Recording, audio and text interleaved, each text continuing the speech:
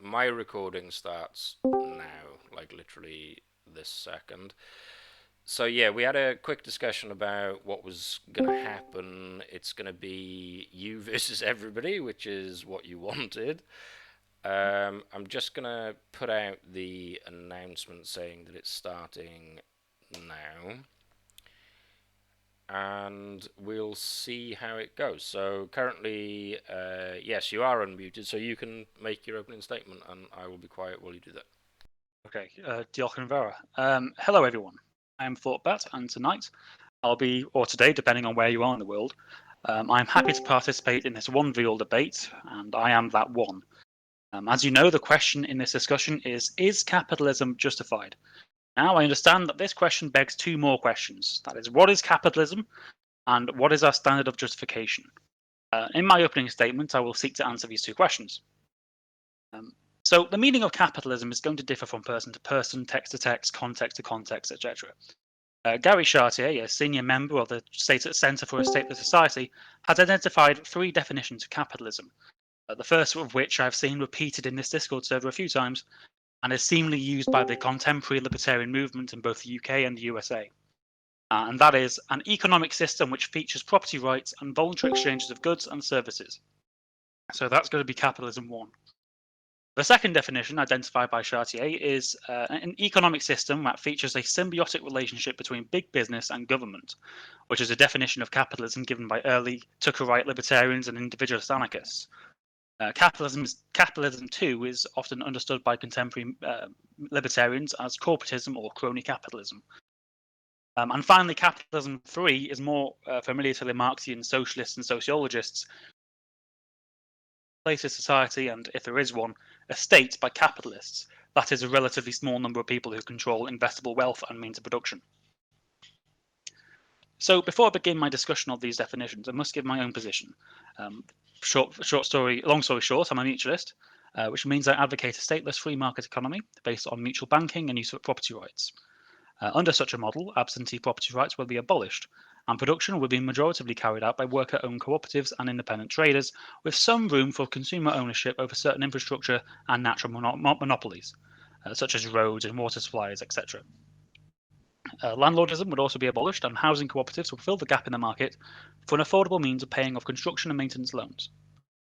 Intellectual property will also be abolished, and consequently, patent monopolies will simply cease to exist. Mutual banks will be not-for-profits and owned by their members, and charge minimal interest rates to pay off admin fees to develop a reserve fund to be put back into investments. People will have the freedom to choose which currencies they choose to invest in and trade with. So with that brief description of mutualism, I hope it's evident that the economic system which I envision is radically different to the one which we live in today, and is not likely to be proposed by any self-proclaimed champion of capitalism. The problem is that my system actually fits the definition of capitalism 1, i.e. the exchange of goods and services with property rights. Mutualism also involves property rights, albeit usufruct only, and a medium for voluntarily exchanging goods and services, i.e. the market. The fact two radically different and even contradicting systems may be described as capitalism will hopefully be enough evidence to dismiss capitalism 1. We are not simply referring to property rights and voluntary exchange. Capitalism 2 and 3 seem to be interdependent, as it would also seem that capitalism 2 would surely lead to the elements of capitalism 3, particularly dominance by capitalists over workplaces and society. But there is an important distinction between the two. Capitalism 2 implies that the state is an organisation independent from big business and is more of a partner to corporate oligarchs, whereas capitalism 3 implies the state is necessarily under the control of capitalists. We've heard the term dictatorship of the bourgeoisie before from Marxists in reference to the liberal state.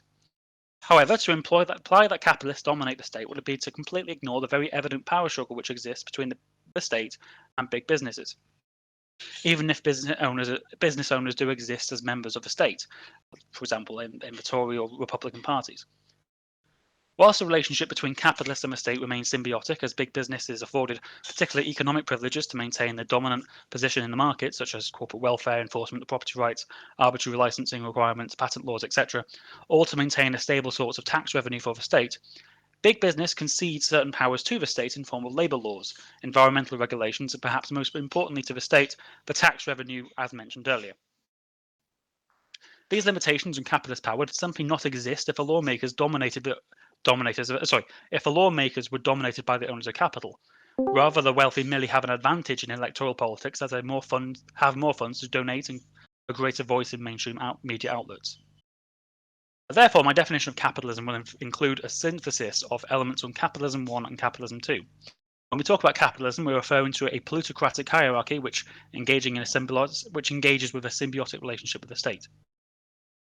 This corporate hierarchy is dependent on the enforcement of absentee property, and so therefore capitalism may be defined as an economic system by which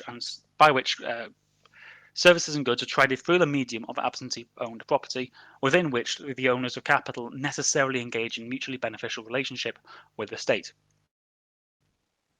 The next question is, what is our standard of justification? Well, as some of you may know from my previous debate on veganism, I'm a moral anti-realist, so I will not be appealing to any objective ethical standard by which capitalism may or may not meet.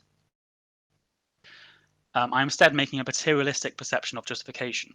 We understand that in order to produce a commodity, you need labour, and you may need capital for labour to work with. It seems to me that human labour is a source of all commodities and their exchange value. Even diamonds, created deep in the ground, requires labour to make them worth anything.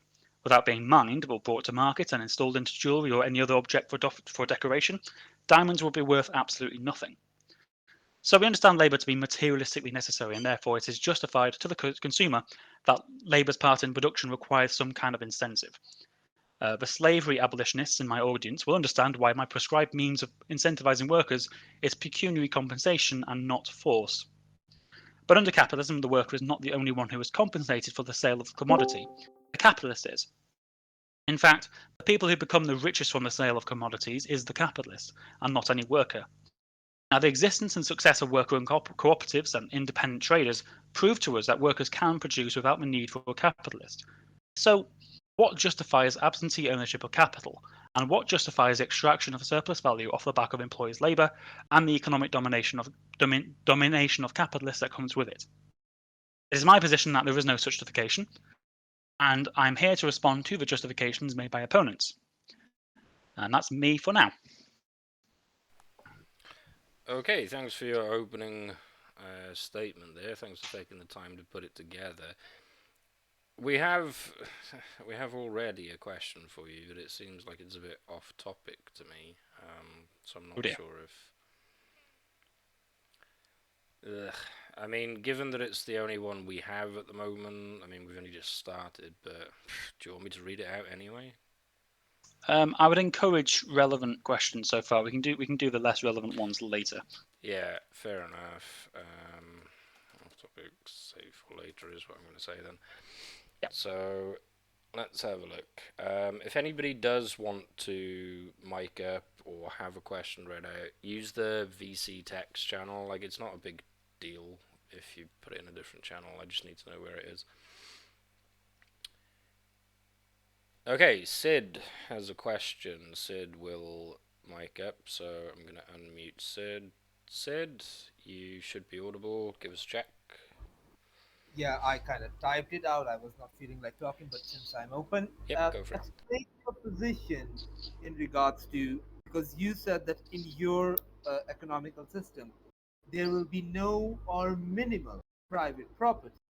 Uh, why will I be doing more than what I am ordered to uh, if I cannot have my own things? So, are you referring to yourself as a worker, or are you referring to yourself as a capitalist? Take both sides. Because if we are going by your economic model, there's nobody who's a capitalist because there's no private property. Like That's nobody true. can own anything.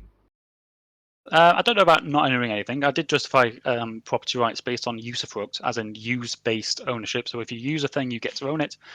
I did talk about worker-owned cooperatives acting as the primary medium of production. So if you're a worker, then you will be working for a cooperative, and you will have a joint stake in said company. You also have a democratic vote on how the company is run. You can vote for your boss, and effectively, the company works for its workers and not for some external profit maker. So, what is your incentive to work? Well, you still live in a market economy. You're not having. It's not a communist society. You still need to work, and you need still need to trade. So, you will still need to produce things which are of value for other people to buy and sell. So that's going to be your incentive. If you're a capitalist, so I want you to go away. I'm not interested in your role in society. I don't think you have an economic role in society whatsoever. But here's the thing. Uh, I'm a manufacturer. You can consider me a capitalist. The things that I make are seasonal. I make footballs. I make footballs for 6 months. Mhm. They are not sold. I have to pay the workers. Uh, then I have to, stay within my means, which is quite hard at sometimes. Uh, there are days when I earn much less than my workers. Uh, Oh, but I, strive through it. And when the time comes that my things are about to be sold, I get a lot of money. My workers still have their job. They don't have to, boil down their spendings. I have to. If I do that enough times, I'm going to have enough money where I do not have to squeeze down my, you know, expenditures.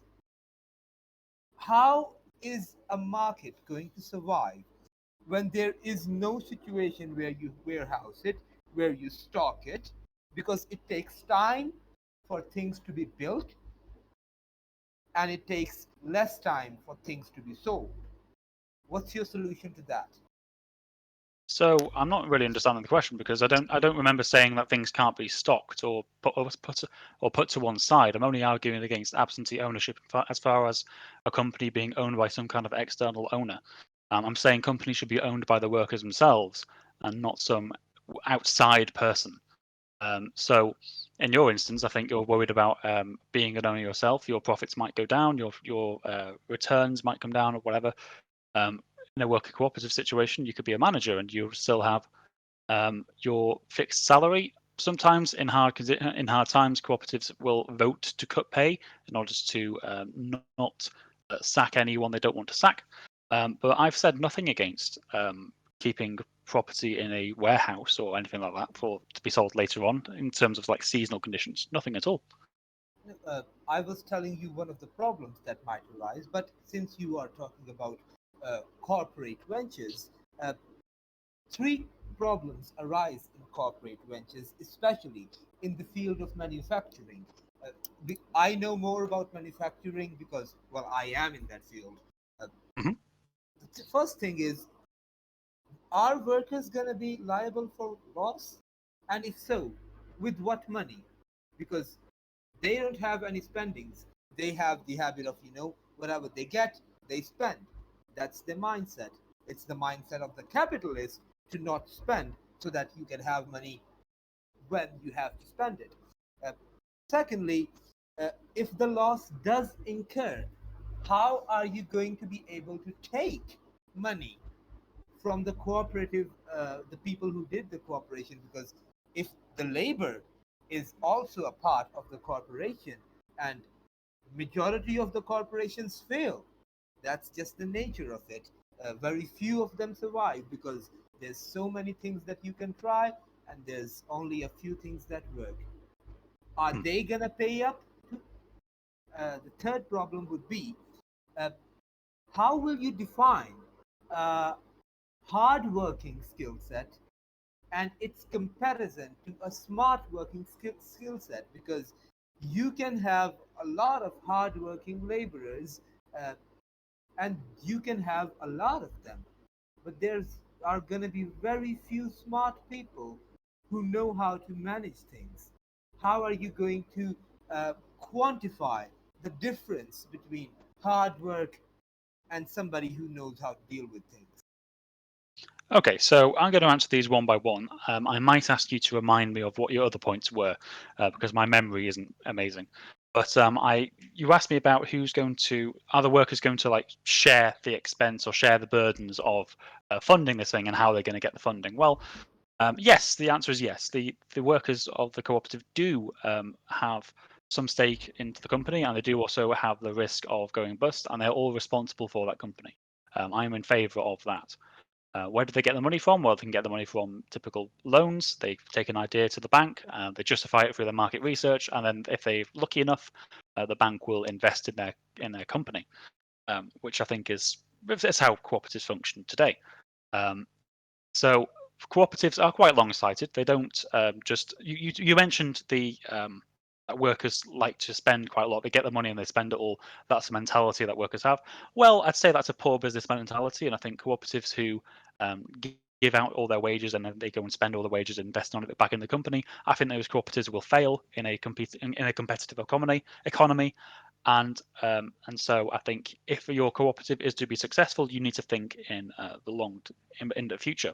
And cooperatives do this. They invest into a savings fund, more likely actually than normal capitalist businesses, because they predict some kind of economic turbulence in the future.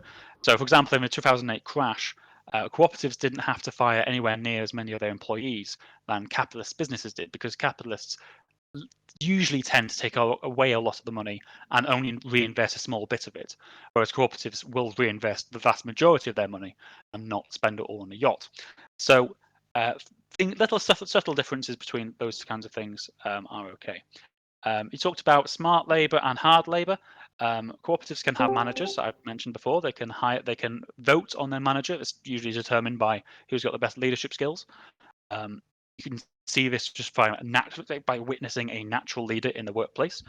Maybe they have a qualification to offer the workplace, and say, "Hey, I've got this business management degree. I've got some experience here and there," and they put forward a plan, and then the workers vote on it. So that's how management and that kind of thing is all worked out in cooperatives. Things like pay can be decided democratically or again through elected management. Cooperatives don't really have much of a problem with this. So I don't think there's any kind of real wage someone has or any objective value. I think it's just dependent on the negotiated price between workers and their managers, and well, effectively with each other. They'll look at their situation, say, "Hey, we can afford to pay ourselves X amount. And we're going to be able to invest Y amount," and that's typically how cooperatives run today. Okay, now this puts rise to a few other problems as well. Okay. First of all, people are going to democracy, because you talked about voting. Voting is a process of democracy. Democracy is a rule of government at any scale which is run by the people for the people, and by the history of the world and of the people, we know that people are retarded. They are very, very retarded. Uh, Majority of the people are going to vote for the person who promises them, "Hey, you know what? I'll give you a bigger cut." Just basically raising the labor salary, which in turn is going to raise the outcome cost, which in turn is going to decrease uh, the the interest of the public in the particular article. Uh, but by the time the trickle down effect comes back, since it takes time for things to be manufactured, then taken to the warehouse, then the season coming in, then being out in the market, then the market response. All of these things take time, usually at least 1.5 years. Uh, by that time, the workers have been paid according to what they were promised, which they based on whoever promised them the most pay. Uh, and now you have a corporation that's down the drains. So that corporation, which has hired its managers based on who will just give them the best pay, and not really focusing on long-term investments or things which, as you say, take time, that's gone down the drain, and it'll thankfully be replaced by a cooperative which doesn't do that.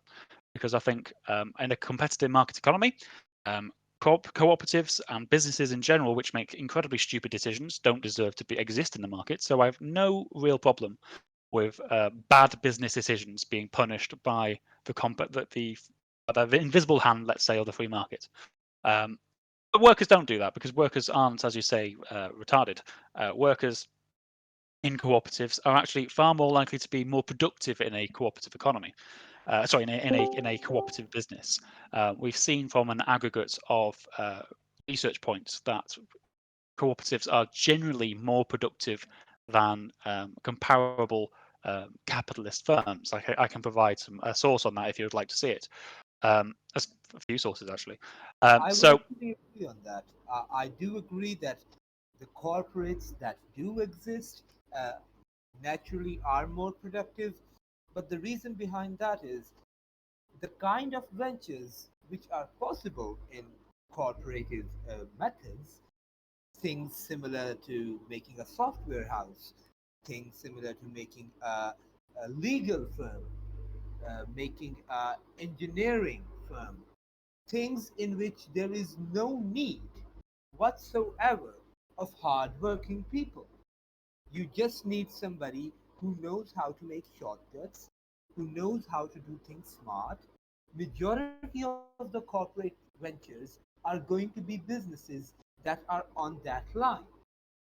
Similar things cannot be said for manufacturing businesses, businesses that make things that most of the markets are based on, things like how I make footballs, things like this uh, jug that I have in my hand, things like this cigarette that I'm about to smoke quite soon, things like this wallet, like this nail clipper. You don't need very smart people to make these things. You need people who can shut up and keep doing the same thing over and over and over again. Now, these kind of people are not gonna be very smart. And if you put them in a situation where they are cooperative in nature, they are for sure not going to be able to do these things, and then they're gonna make the same mistakes over and over again, because we have seen that so many times that the human greed, even in capitalism, when they get big, they are greedy. Human beings are greedy and very short term. That's why we are in economic turmoil, because humans think short term and are greedy. Okay, I let's move it on to another question. Sid, you can speak again, no problem. Like I said in the announcement, I'm just gonna. Oh, you've muted yourself. Good on you, man. Nice one. There was a question from Squirrel, who was in the voice room and somehow couldn't figure out how to leave, even though he said it was boring, despite the fact that he had a question. So I disconnected him. But this is his question. He says, ask him what he thinks about Bill Gates owning 250,000 acres of farmland. Now, he's not here to hear your response, but it will obviously be in the recording. it's quite simple. I'm against it. If it's being worked by farmers, I think it should be owned by the farmers because they are the ones using it. I don't think Bill Gates, his property claims there are legitimate.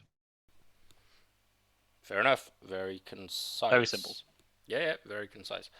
Um, so I think Mr. Cuddles, I think he kind of wanted to say something. I'm gonna unmute you, Mr. Cuddles, just in case you do, because I know you like this topic. You are unmuted. Did you have anything that you wanted to shoot the shit about there? No, I mean, I agree that like we're both socialist anyway, so any disagreements we'll have is minor. The only thing I would really want to clarify is that it seems that from whatever variant of socialism you prefer, it sounds like a variant of socialism that still has a market economy. So like, would you consider yourself some sort of market socialist or mutualist of sorts? That might help clarify some things, at least on my end.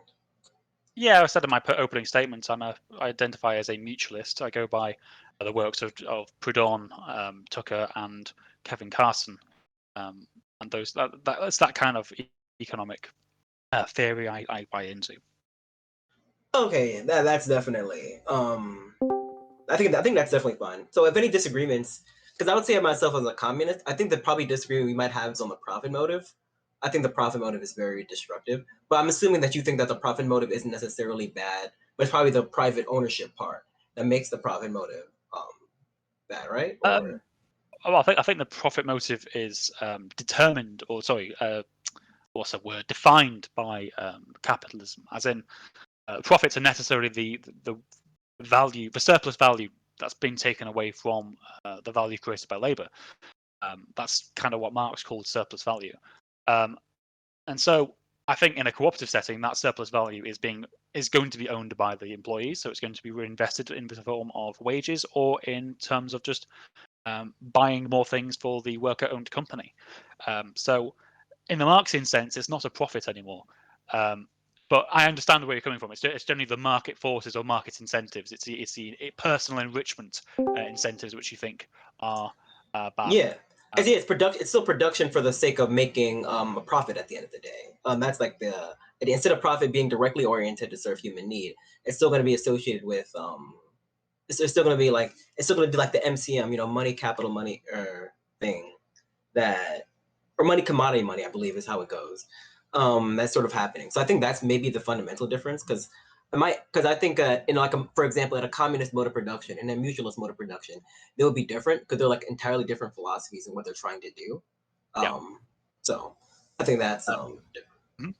I would say that this conversation right now is about this question of, do we think moving beyond capitalism is desirable? I can come back to this question later on between Marxism and mutualism, etc. I've also got a video on my channel where I debate a guy called Fellow Traveller, who is a Marxist-Leninist, and we talk about this quite extensively. I've got another debate as well with him on President Sunday's channel, where we specifically talk about markets and planned economies. So that's all there. But today I'm wanting to focus on talking about why capitalism is bad or not justified. Yeah, that's why I wasn't too eager to go up here, because I was already figuring that we probably wouldn't be like too much disagreement here. But yeah, to answer the question directly, yeah, I do think the private property part is the thing that makes the profit motive as bad as it is. I think that profit motive is certainly lessened in cooperatives. As we see in modern day cooperatives, they are far more likely to reinvest in community services. Why? Well, it's because the workers themselves live in those communities. They directly benefit from investing in things like youth clubs, investing in mutual aid services to alleviate the effects of poverty. Lessening those effects of poverty reduces crime in local areas. So cooperatives are far more likely to be proactive in their communities because they have those direct incentives to invest in the community, which capitalists typically do not have. Yeah, and that's sort of interesting too, because you're almost arguing against the profit. You're saying that it's good because they're actually doing the profit motive less, which I would actually agree with. But yeah, that's a minor point though, and you can SD, you can definitely take me off and you can move on to the next person. Definitely thank you for the conversation though. Thank you very much. Yeah, I was just sorry, I'm going to delete it now because I'm speaking, but I was just writing. I have to step away for about 5 minutes, so I'm wondering, can any of the other mods take over for like at least that amount of time? I just got to make a quick phone call. Yeah, I got it. Thank you.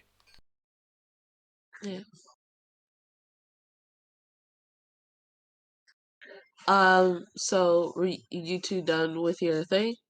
We are. Okay. Let's see. I'm just looking to see. Yeah, if anyone has any questions or they want to contribute to the conversation, yeah, go ahead and contribute.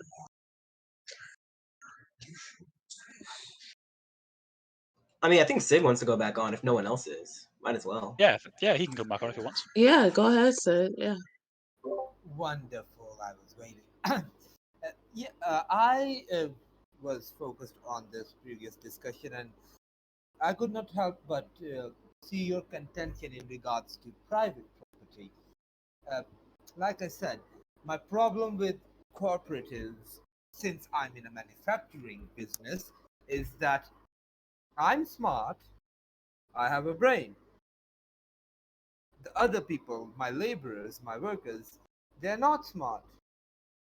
I made things that are, better. I made it on my own. The idea is mine. The methods are mine. The designs are mine. If when I put that into action, uh, like any venture, majority of the time people are not gonna believe in them. And in order for people to work for me, I need to have something which I can give to them like money, uh, that they will be like, okay, we will shut the fuck up and do work for you because you're paying us enough. My problem is, if I cannot have private property, and by private property I mean things that I own, not just land, because I was under the impression, I think that you might be under the considering private property to just be land, but from my point of view, private property is things that I own, like gems, like money, like things that I can sell, so that I can invest them in things that I believe in. Uh, the problem is, if I do not have private property and I'm selling my things in order to make something which I don't know how I'm selling because I don't have private property, how do you think innovation is going to exist? Because the corporations that you are talking about, which are playing in that way, which completely is true, majority of the time are in fields which do not require hard labor. I belong to a field which requires hard labor and a few people who are smart as fuck. So what's your solution in that? How and why would I be doing, brainstorming? Why would I be doing more than a simple laborer for a short period of time, but much harder? Sid, you are breaking up, and it's probably because you asked this question for too long. Sid, So, shall I respond and hope he hears me, or? he can probably hear you. Okay, Sid. So, fair enough. I'm going to have to disagree with the premise that hard labour workers are necessarily unintelligent and just incapable of running their companies. In Catalonia, pretty much all industry was collectivized and production still went up. So there were some technical difficulties at the start of it, I understand, but eventually they did work that out for themselves. The managers who were elected based on merit and their intellectual capacities were able to figure out problems, and production became better than what it was before, following some minor difficulties. But no, the cooperatives exist in all sectors, and most of them, vast majority of them, do still outperform capitalist things anyway. So, for example, if workers are more likely to have a say, do have a say in their company,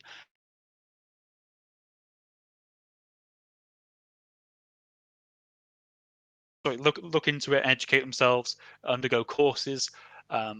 Generally, they are incentivized to try and get better at making those decisions, because at the end of the day, it's not a difficult concept to grasp that your company needs to do well in order for you to carry on going there, or to carry on working there. It's not that difficult to understand. So in that instance, so for example, that's why managers exist, and that's why managers exist within cooperatives. They put forward their plan. It's going to be rigorously critiqued and analysed, etc. Financial advisors might be hired to have a look at it and give their thumbs up. And so I think even if you're not necessarily capable of understanding the numbers yourself, you can still hire people who are, and to look into whether or not it's a good idea or not to go with those decisions that the manager is proposing. And this is why cooperatives work. And so I have to reject the idea that people are too thick to own, to run companies themselves. Okay, that's going to be a contention of from what I have observed on the physical ground. But even if we go by your idea, uh, if people were that smart, uh, why is not everybody entrepreneur?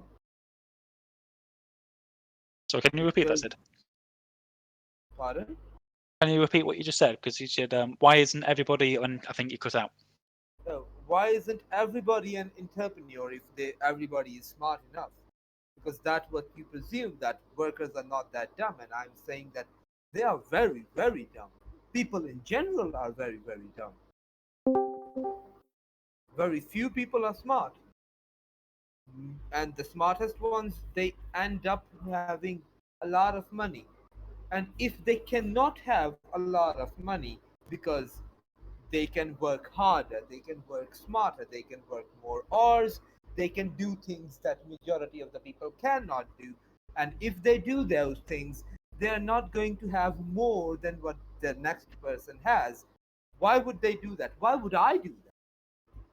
Sell me the idea of sharing my capabilities and the fruits of my capabilities to the people that do not have those capabilities. So I'm not asking you to sell your skills because that would be literally impossible. So to respond to the idea that there's the question. The question was, why aren't most people smart capitalists? Well, the answer is simple. You need to have workers. You need to have laborers. And the reason you need to have laborers is because without them, humanity would literally starve. That's why they are there, and that's why they are there on the cheap as well. Because otherwise, if they weren't there on the cheap, then essential goods would be very, very expensive. It wouldn't exist without them, effectively. Also, there's only so much money that can be invested. Banks are less likely to loan out to an extent where you can just create a ginormous business. Those kinds of businesses already exist, and they're already filling up large holes. So rather, any hole is already filled up by a large company anyway. It's very difficult for small businesses to grow. And those large businesses hiring loads of employees already filling up that gap in the market are owned by a small number of people. That's just how wealth inequality works. That's how concentration of wealth works. It's not. I don't think it's down to intelligence. I don't think your income is down to your intelligence. I think it's down to your ability to either manipulate the money you have into generating more profit, which might take intelligence. It might just take another financial advisor. And also, I think it takes capital. So, for example, if you were just given, is it £750,000, and you put that into a savings bank, you would earn. Well, you wouldn't earn anything. You would still be making about a living wage, about £40,000 on interest rates alone, being invested back into your account just from having that capital there. Wealth creates wealth, effectively, not intelligence. We've seen a lot of intelligent people like poets, artists, and other even inventors just on the street because they can't have access to the fruits of their labor. They don't own it anymore. So yeah, I do not believe even in a capitalist society or even in a cooperative society that wealth is ever going to be completely reflective of your IQ. Like I can't see Stephen Hawking ever being richer than Wayne Rooney, for example. I just think that's a silly idea. I'm so glad somebody else has brought up Wayne Rooney when arguing this, because I've done this too, but I'm gonna keep out of it. Enough. We can say Harry Kane if you like, if you if you want to change it up a bit. No, but, no. I mean, I agree with the overall point that you were making. It's just like this is sort of my go-to example. What's Sid say? Unmute again, please. Oh, are you okay to continue with Sid for a few minutes? Yeah, that's fine. That's fine. Okay, I think he had to disconnect, and when people come back in, they have to be unmuted again. Sid, your mic should be live now. Sorry about the things that I make you go through, boss. You know how shitty my Wi-Fi is. It's fine. But anyway, no hardship, man. No worries. You still have not given me the answer to why I will do something that is going to be that my abilities are going to be given to other people. I mean, you did talk about, wealth creates wealth. Well, I want my wealth to come to my children, not everybody else. Everybody else is not my children. My children might be completely idiotic buffoons. Fair enough.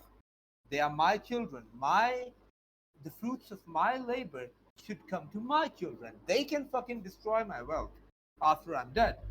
I don't care. I will, however, care if that goes to somebody else because I made those things. My children should have the right to destroy my hard work after I'm dead, not somebody else. And also, uh, the you still have not told me the idea that uh, I can work smart and still have uh, the same property or the same ownership like everybody else. Why? Why can't I work more and have more, or work smarter and have more? Why can't I do things in a risky way? And if I put my risk on the right spot, get the fruit of my labor, and my fruit of my labor being more juicy than the general laborer. Yes,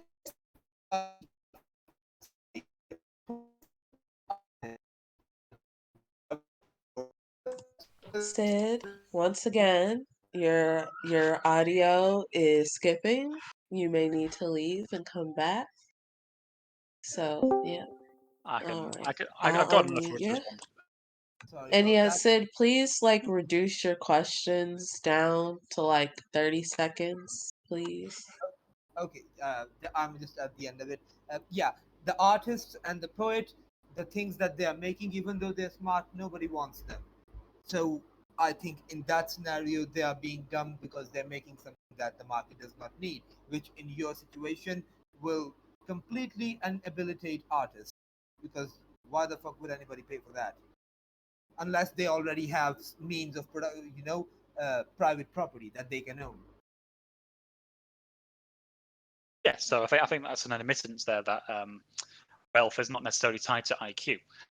So to answer the incentives questions, because you were talking about yourself being a taking on managerial roles or leadership roles in your manufacturing business, and managers can be paid more. Yeah, that's fine. And you said that there's less people who are able to do those things, meaning fewer people that are able to do those things, which is completely fine.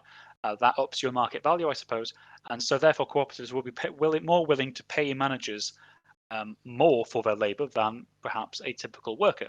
Cooperatives do this. Cooperative managers do take home larger paychecks um, than typical managers.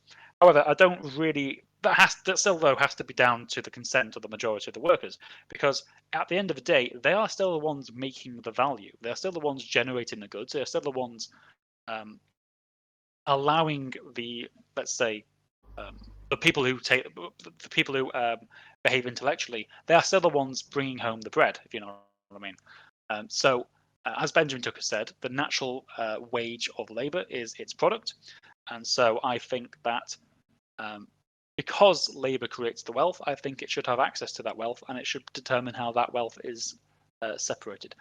You can still be paid for your intellectual services, and you'll probably be paid more for your intellectual services because, as you say, there's probably fewer people with those abilities, which increases your market value. I know I'm repeating myself, but I think it's important. And so I think that answers your question just fine. Why will the laborers allow somebody who says that I should be getting more pay to become their manager? Because the manager can then go to another cooperative and say, hey, there's not many people like me, there's not many people with my intellectual skills, and I'm going to charge X amount for my labour. If not, I'm going to go to this other cooperative who is willing to pay me that much amount for my labour. It's still a labour market at the end of the day. You have to prove Okay, yourself to it, though. that is understandable. Uh, what am I going to spend all of that extra money that I have on since I cannot have private property? You can spend it on luxury goods. You can spend it on things which enrich your life materialistically for yourself and your family. If I want a private beach, I'm a very smart guy. I make, turn cooperatives into an astounding profit. I turn completely trash things into sellable objects, and I multiply the profits by 100. Now I want a private beach where I can, have me and the harem of the chicks that I have, since I have a lot of money, all be nude and exclusive to myself. If I can't do that, uh, what's the point? You want a private beach? You can have a private beach, mate. I'm feel That's nothing private against you having a property. private beach. That's No, private property. by your definition, yes. But by my understanding of property, it was double usufruct because you talked about exclusive access for you and your lady friends, and so that is perfectly acceptable. I've got nothing against that. What I have got against is you owning something and making money off it off the back of other people's labour. That is not what happens at a private beach. Okay. So, what about mining? Mining. Yeah, mining. So, are you talking about mining Bitcoin or are you talking about mining coal? I own a private beach next to a giant mountain, and I own the mountain and the beach where I have my harem. And one day, while strolling down on the beach, I figure out that, hey, this mountain has a lot of minerals that are quite expensive. Now, that is my mountain Why would you own a mountain? because I wanted to have a Wait, mountain one day. wait. And You talk it about a came, private beach. I'm not talking about mountains. I'm talking about private beaches. yeah, there's a mountain right next to my private beach, which I also bought Yeah, because I was feeling like it. which just so happens to be full of resources which you're going to pay people to mine for you. Yeah, In but that those in that things, case, the mountain needs to be cooperatively owned. why? It is my Because mountain. no, it's not your mountain. As soon as you start hiring people to work on that mountain, it's their mountain. That's how Then useful property why? works, mate. Okay. Uh, so basically, you're saying that if I am making money in any way, shape, or form, I have to share it with the people that I pay for? You have to share it with the people who make that money for you. Yes, that's exactly what I'm saying. And how much money? As money as they agree to. Okay. So why can't I just pay them for their labor? You already can if you wanted, and if they accepted it. But legally, and in my system, they will be allowed to expropriate the mine because they are the legitimate owners now. They are using it. They are the ones producing the value, not you. So basically, if I at the start do something that's very smart, that's going to result in absolutely nothing in my favor. No, you've got your private beach with your lady friends. Yeah, that private beach that had the mountain with them, now it's not so private, is it?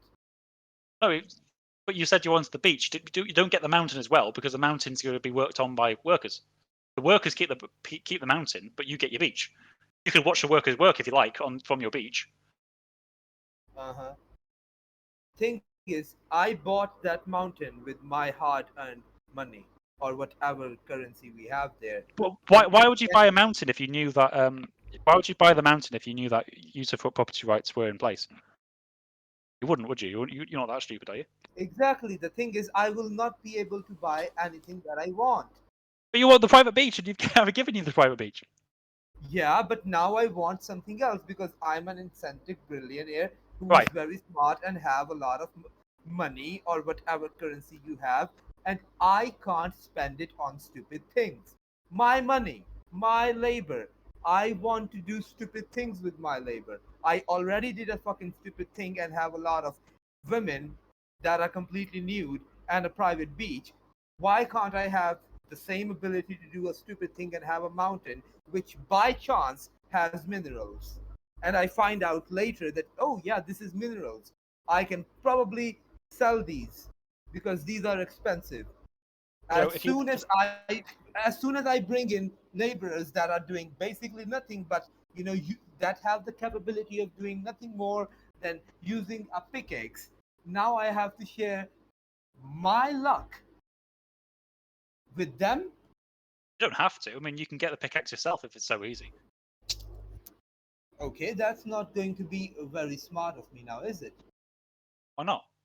You don't want to share the profits of your labor.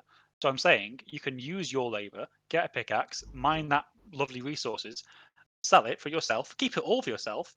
But as soon as you hire people, my suggestion is that under usufruct property norms, all laborers will retain the full product of their labor, including What yourself if you've is got a the pickaxe. what is the full labor of a person?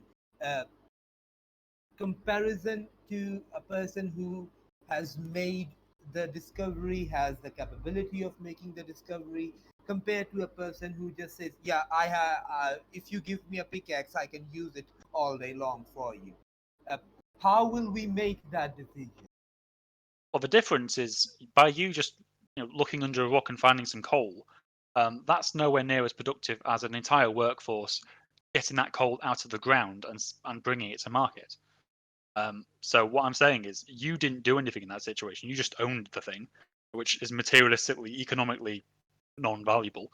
The economic value is being added by the workers. I'm just saying the workers should have full returns for that labor that they do. You didn't create the mountain. You just bought it. Yes, I Okay, bought it so with so my wait labor. a minute. Okay, Oh, okay. hello.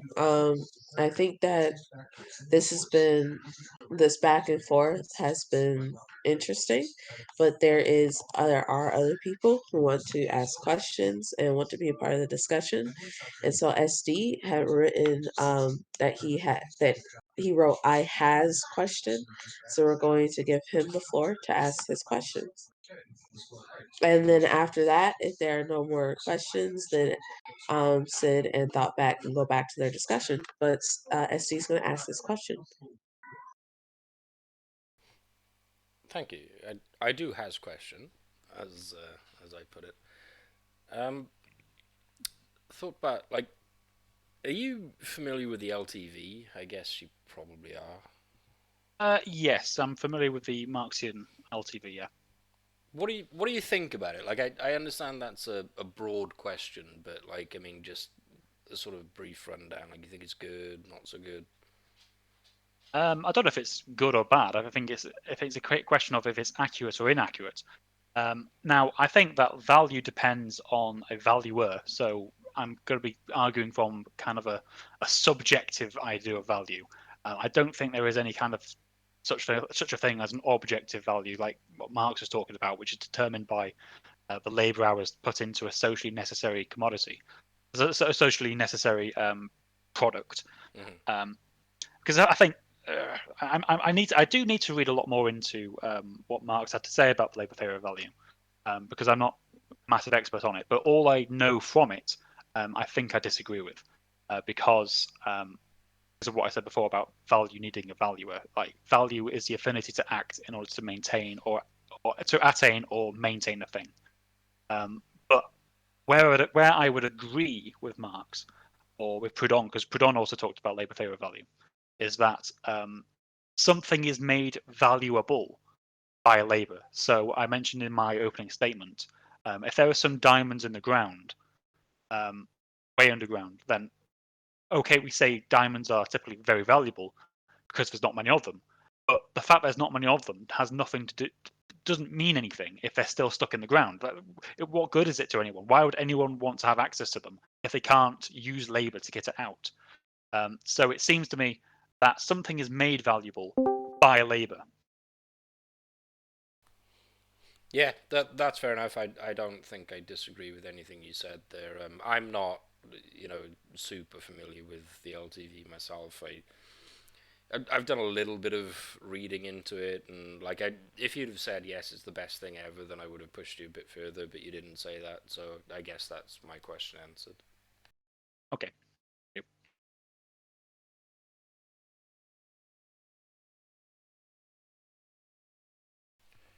Who's next then?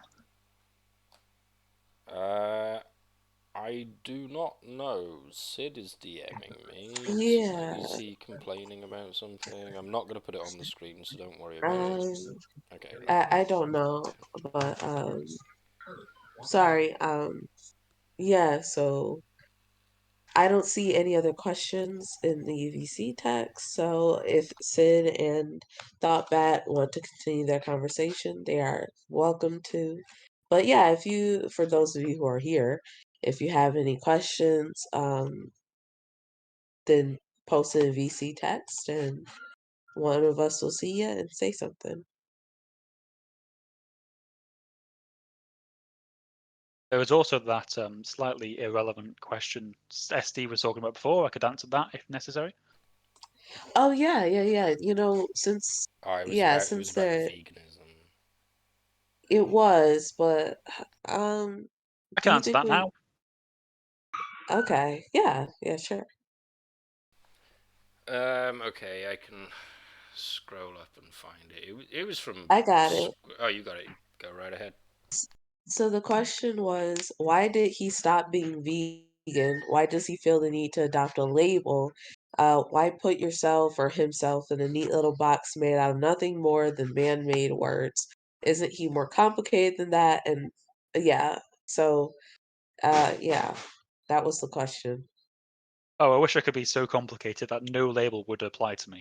That sounds like a that sounds like a very, very tall order. So why did I stop being vegan? Well, I stopped being vegan after a shift of ethics. So I stopped being a utilitarian effectively, and I moved into where I am now, which is an egoist position. Um, I had a few inconveniences whilst being vegan and an egoist, and eventually I kind of came to the conclusion that, well, if morality is subjective, then I'm not going to care about being vegan anymore. I'm not going to try and limit myself as I saw it, um, just to satisfy some kind of appeal to animal rights. And then I had that conversation with David, and I ended up sort of going back to that because I eventually decided that I didn't want to be funding a industry which involves the level of animal abuse and the level of suffering that it inflicts. Because I don't think that's in my self-interest at all. When I think about it, I think the meat industry is a complete and utter abomination, and I think it's a very hedonistic tendency to just sort of say, "Well, I like meat, so I'm going to fund this thing." I don't think any of us are comfortable with the meat industry or anything that happens in it. I don't think anyone is comfortable with violence taking place on their behalf just for a slightly tastier meal. So that's why I've come back to it. So why do I feel the need to adopt a label? Well, labels generally categorize someone's ideas. So, for example, if I was just to go on that diatribe again and waffle on about my entire set of beliefs without just saying the word socialist, then I've wasted a lot of time effectively. So if I just say, well, I'm an anarchist, or I'm a mutualist, or I'm a vegan, you understand what my ideas are. It's just a way of communicating them. You know, I'm not going to ever come across an idea and say, well, is this compatible with being vegan? And then act upon whether it's compatible with that label. I'm just going to I do take the idea at face value and reject it or accept it on whether I think that's good. But yeah, labels are necessary and they are useful. Why put himself in a neat little box made out of nothing more than man-made words? Well, I've already answered that question. Because words are useful, it turns out. Instead of me going and talking about some structure that's made out of bricks, it's got a door, it's got some windows in it. Inside it, there's a few bedrooms, and there's a bathroom and a sink, and there's a kitchen and all the rest of it. I can just say house, but I'm still putting it into a nice little neat box for the sake of convenience. Oh, That was a okay. long answer for something so simple. Um, sure, yeah. So Priest had a question. He said he has a question about profit creation and creation. Priest, are you able to speak?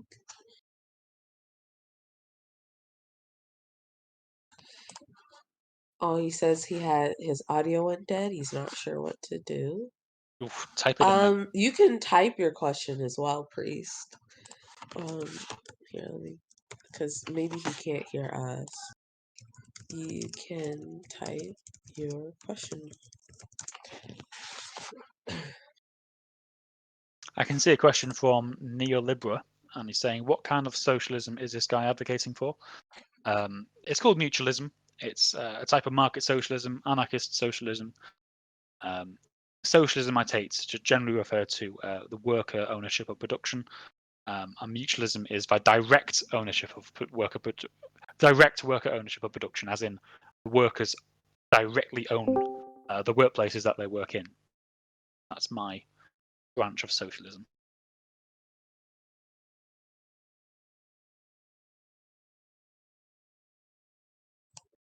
Okay. Well, hopefully Priest gets to ask his question. Does anyone else? Outer? Oh, well, the other guy just left. Outer, do you have any questions? No? Okay. Well. Oh, he said no, not really. Okay. Do you have any questions, Patty? Me? Oh gosh. Well, so I'm gonna be honest with you, right? I really wasn't. He said he doesn't even know what a liberal is. So I am, I think, fairly well spoken on political and economic issues. I would describe myself as a capitalist.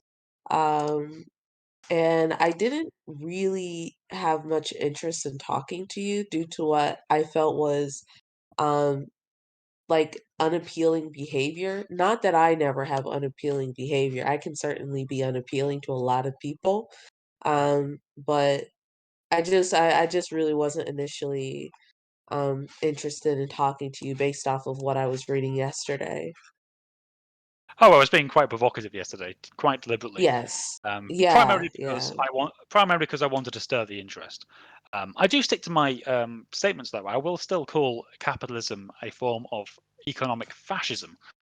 I can justify Yeah, I that. think I sure. I'm sure that you could find some way to justify that.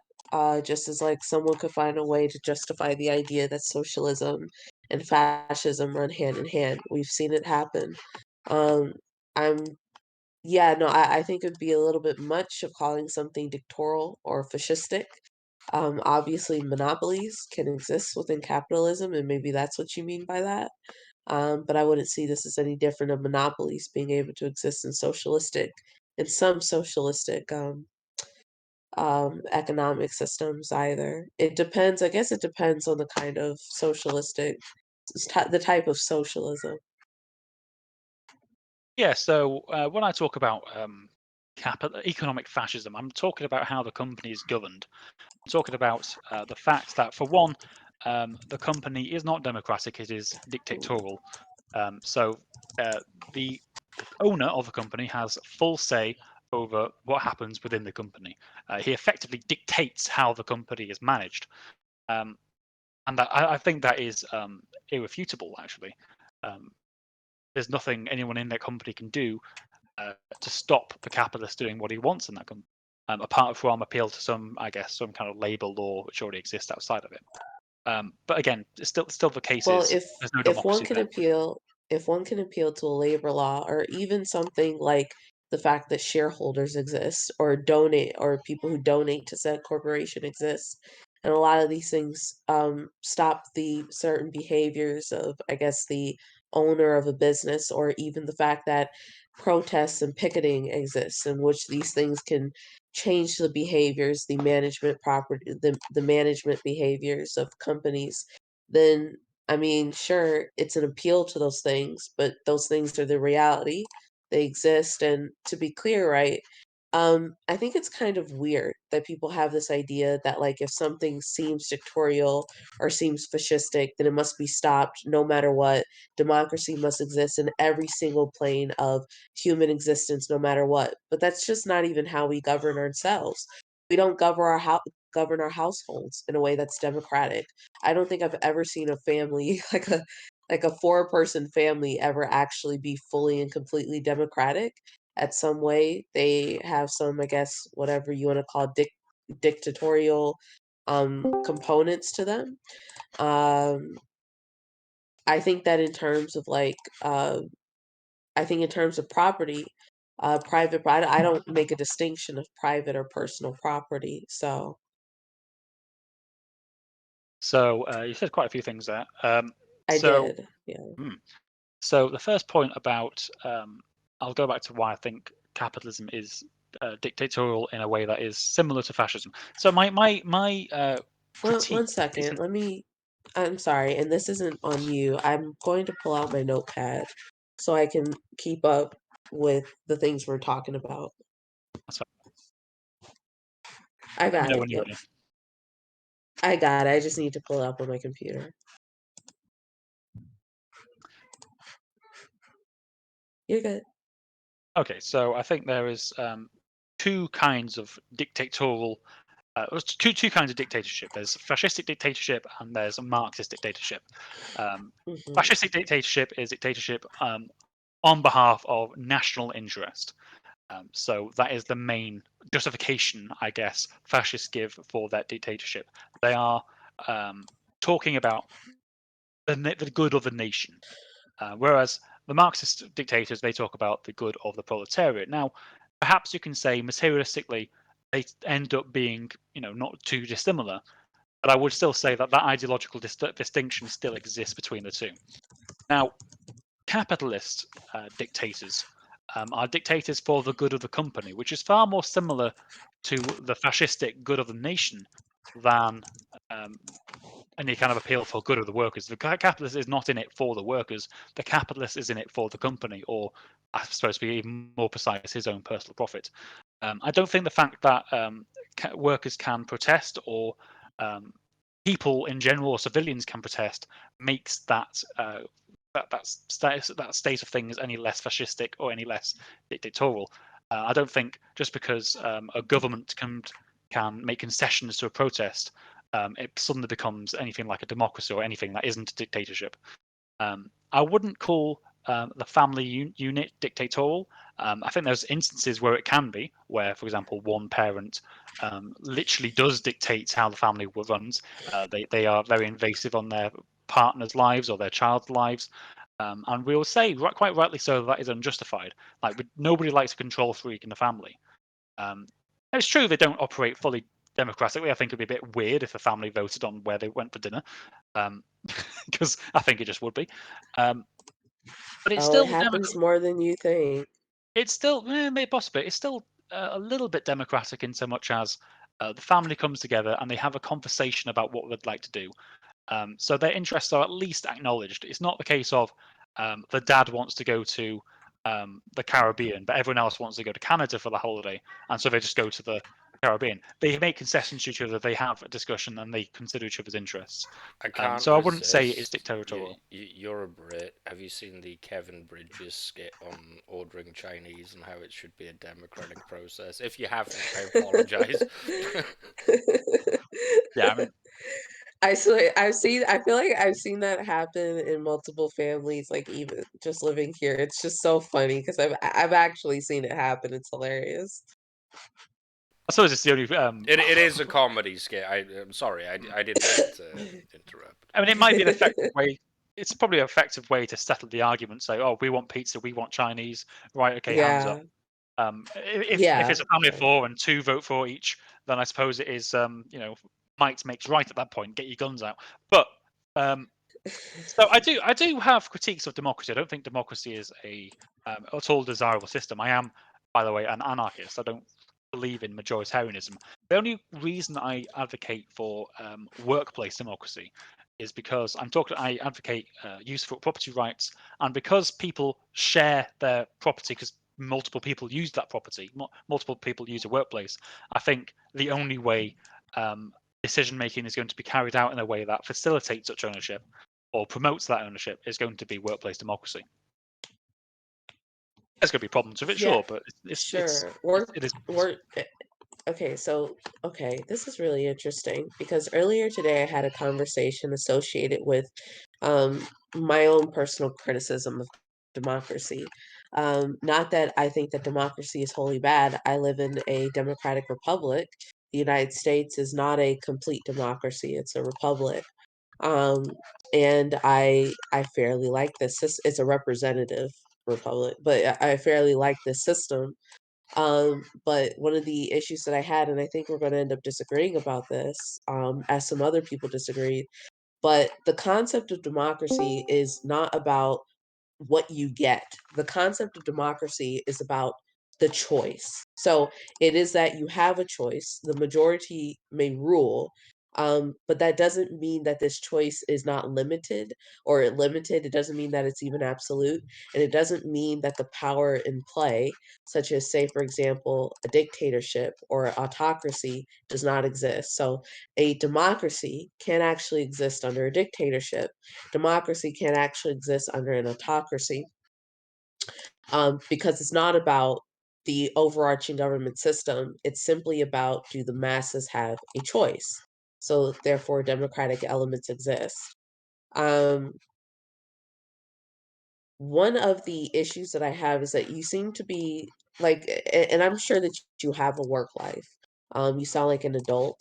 Um, you seem to think that there doesn't seem, and maybe things are different in the UK than here in terms of like professional life, but the elements in which you presented, the concept of choice or some democratic elements, they do exist, even in corporations like Walmart, where Walmart puts out surveys, constant and consistent surveys for their employees, asking how they can make things better. And based on what employees say, they do things to make things better. McDonald's itself actually had this whole existential crisis over, we have a lot of low skilled workers. They're here for a long time, and we kind of don't want them to be here for a long time. And one of the things that they started doing was asking workers, how can we make your life better so we don't have to know you like this? They were they were automating, which caused a lot of issues in which their employees were let go because of automation. And McDonald's was having particular problems with this. Now, whether this is because McDonald's wanted to up its PR, that's one thing. But the fact of the matter is that they started implementing this program to get their employees into college, which has actually uplifted a lot of, like, ironically, has uplifted a lot of employees out of poverty, has given them long term future goals associated with going to school, in which their own employer is actually paying for. This was done because McDonald's asked their employees, how can we make your life better? And they chose one of the biggest things that was chosen, which was education. So I don't really agree with you that like that companies, that there isn't some sort of democratic action going on with companies. The big thing is, and by the way, I don't think companies like McDonald's or Walmart's even really like solely owned by one person. I believe they're both owned by a group of people or shareholders who also engage in democratic actions. Um, I mean, I think that I think that the way that you're describing a modern business within a capitalistic system, it seems like you're describing it as way less complex than it actually is. I would describe it as much more complex than we think it is. Yeah, so I think your comments on democracy and autocracy not necessarily being either or, either on off situations. I think yeah, you can have some elements of democracy and some elements of autocracy existing within the same Yeah, system. That's perfectly fine. That's yeah, perfectly acceptable. For example, as you say, McDonald's will ask employees how it can make their work lives better. Effectively, what it's doing though, it's seeing how it can make employees less likely to go on strike. It's asking ways to minimize disruptive behavior in the workplace. That's effectively what McDonald's are doing. It's the same as China. China and other fascistic states. The Soviet Union did this as well. They did have surveys asking people, what can we do to make your lives better, because they want to minimize the risk of protest, of rioting. They want to also make themselves look more legitimate and things like that. So So um, wait, that's so that's not. I don't mean to interrupt. I don't mean to interrupt, but even though I Please am, do. right? But Yeah, let you are wait. interrupting. I am, yeah. But let's pause, right? Okay. So I actually lived in China. I studied Chinese and Chinese history and their governmental policies for 2 years. While China may do some things like that, I think that you are making it sound very similar to the economic system in which exists in the United States, and it is not similar in that way in any way. Oh no, I The wasn't way saying that that. China Sure, the way that China minimizes these things is through government mandation and regulation on freedom of the press, speech, and freedom of protest. That is the number one way in which China does these things. Now, this is not the case for the United States. There are no union labor laws protecting the Chinese worker. as far as I know, really in China. But in the United States, however, there are laws you can't even fire someone for even suggesting or seeming like they will create a union. They are protected from termination under United States law. So like I just wanted to like quickly make those distinctions concerning like especially with China or even the USSR. There's a lot more than just like, oh, they did a survey to make their lives better. And sure, yeah, it may be protecting their bottom line, but it ultimately does make the life of the worker much better. Yeah, so I'm talking about I'm not comparing the government of China to the government of USA. I'm comparing the government of China to McDonald's. So why I'm doing that? So you talked about the labor laws that restrict McDonald's from firing workers for talking about making a union or spreading some kind of rumors about the management. Well, imagine if those laws didn't exist. Do you think a private company should be allowed to fire workers if they found out that their workers were talking to each other about unionizing? If the regulations exist, those companies probably would fire those people. Sure.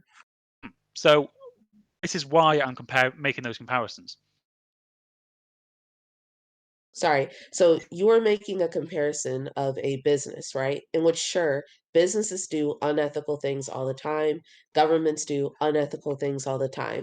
But we are talking about the difference between two systems, not necessarily like the difference in how businesses and people may operate when they find opposition. So, government, in this case in China, finds opposition to free speech. I'm sorry, they find opposition to their like political power or their party or whatever.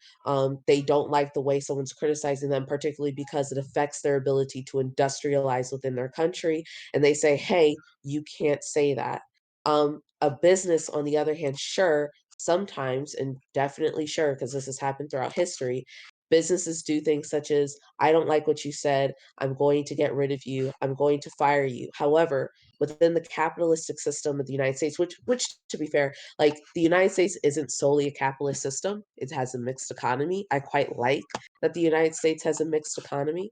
But within this mixed economy that heavily leans onto capitalistic systems, we decide that in order to actually like protect people's pursuit of happiness within their business, we not only allow them to have private property, but we protect the labor in some way so that like someone's corruption within that private property doesn't destroy their lives completely just because they talked about protecting themselves as a worker. So within this system, this capitalistic system, we don't have just McDonald's or Walmart alone. We have we have a whole of a system in which exists in a capitalistic manner that tries to acknowledge both the worker and the owner. Yeah, and I appreciate that, and I know that.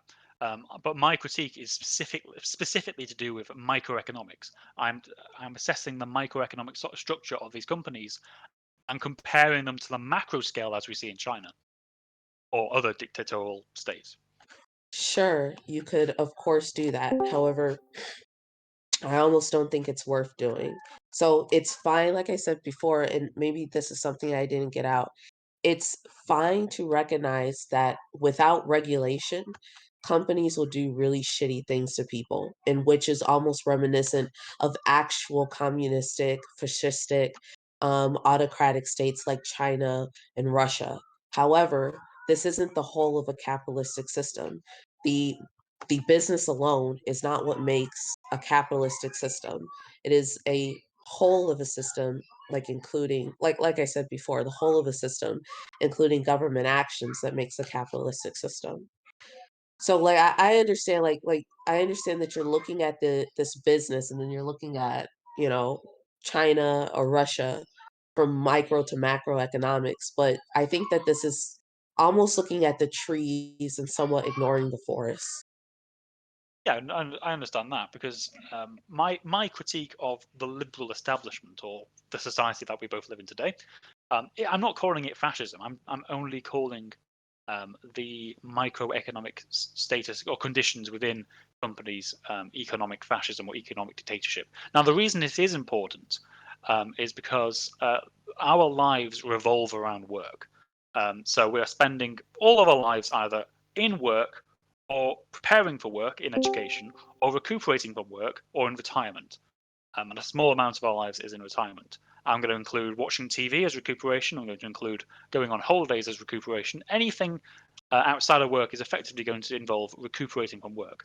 So how your workplace is managed, or how your workplace is owned, is very, very, very important in terms of the context of your life. It's your labor at the end of the day. It's your work and the value that you produce, which is being decided by people who you don't vote on. They are dictators or plutocrats. I think is probably, if we're going to be the least provocative and probably the most accurate and most generous, plutocrats is what they are.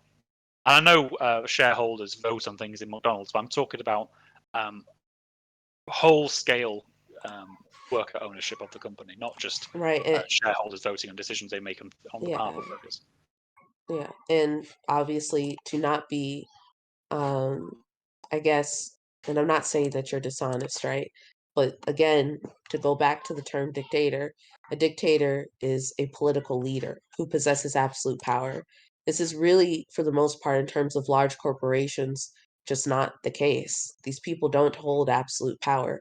Now, ironically, though, if you were to talk about the small business, like a cupcake shop within the United States, or I don't know, a fucking art shop in the United States that has maybe a desk employee, that would be more of a dictatorship in comparison to what the owner of a large corporation has to do or go through in order to actually achieve some significant change. So like, for example, GM, there's no while there is a founder and there can be something described as like a CEO, there actually is no like sole owner of the company General Motors, which greatly limits the power of like what one person can do in terms of decision making.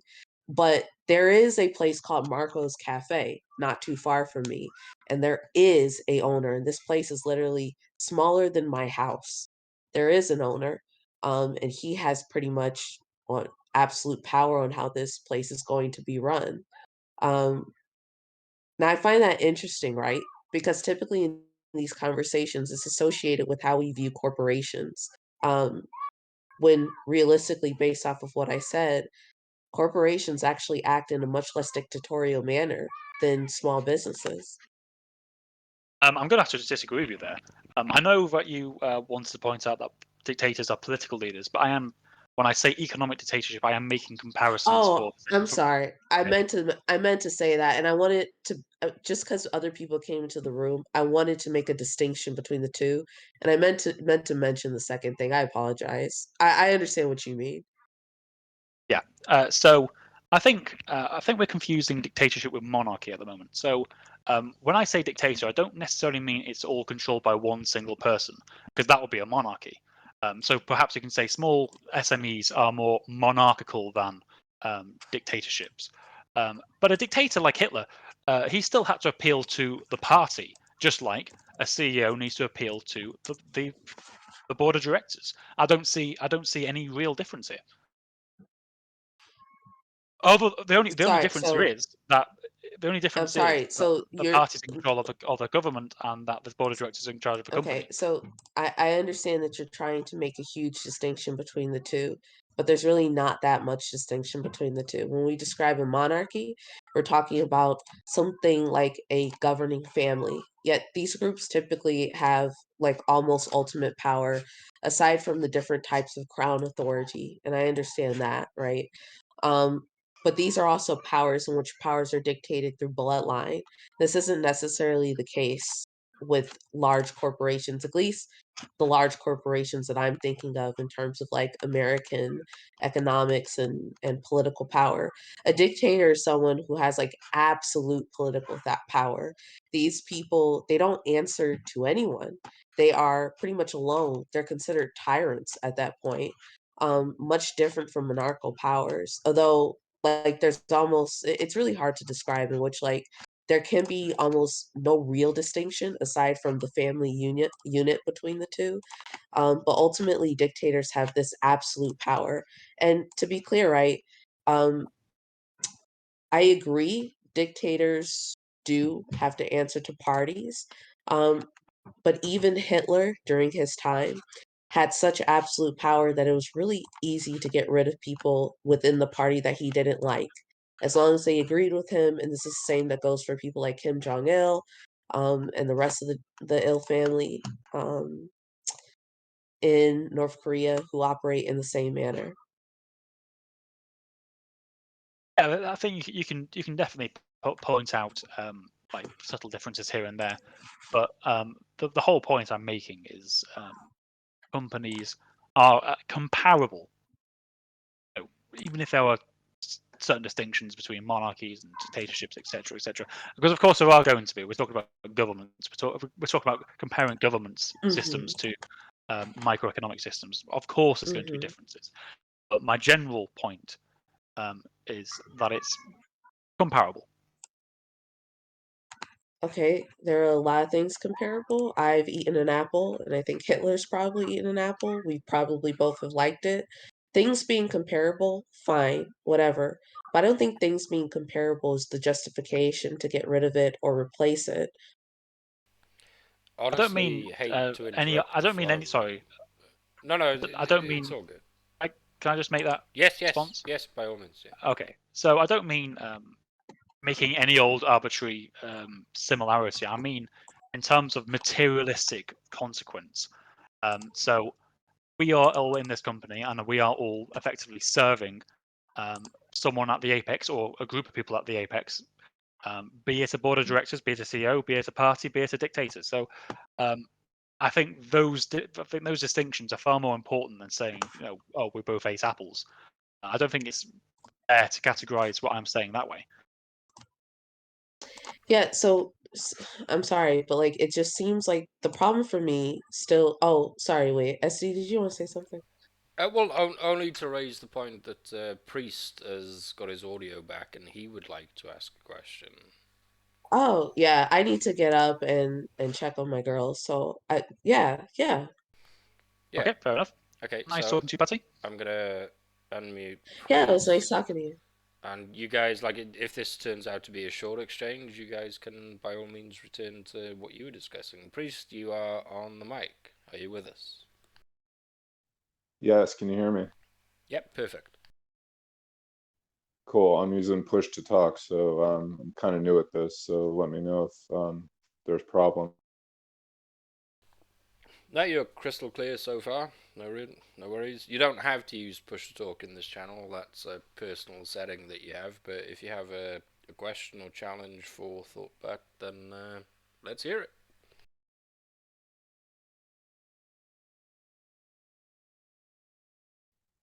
Okay, I'll just use it for now because I'm kind of tech illiterate.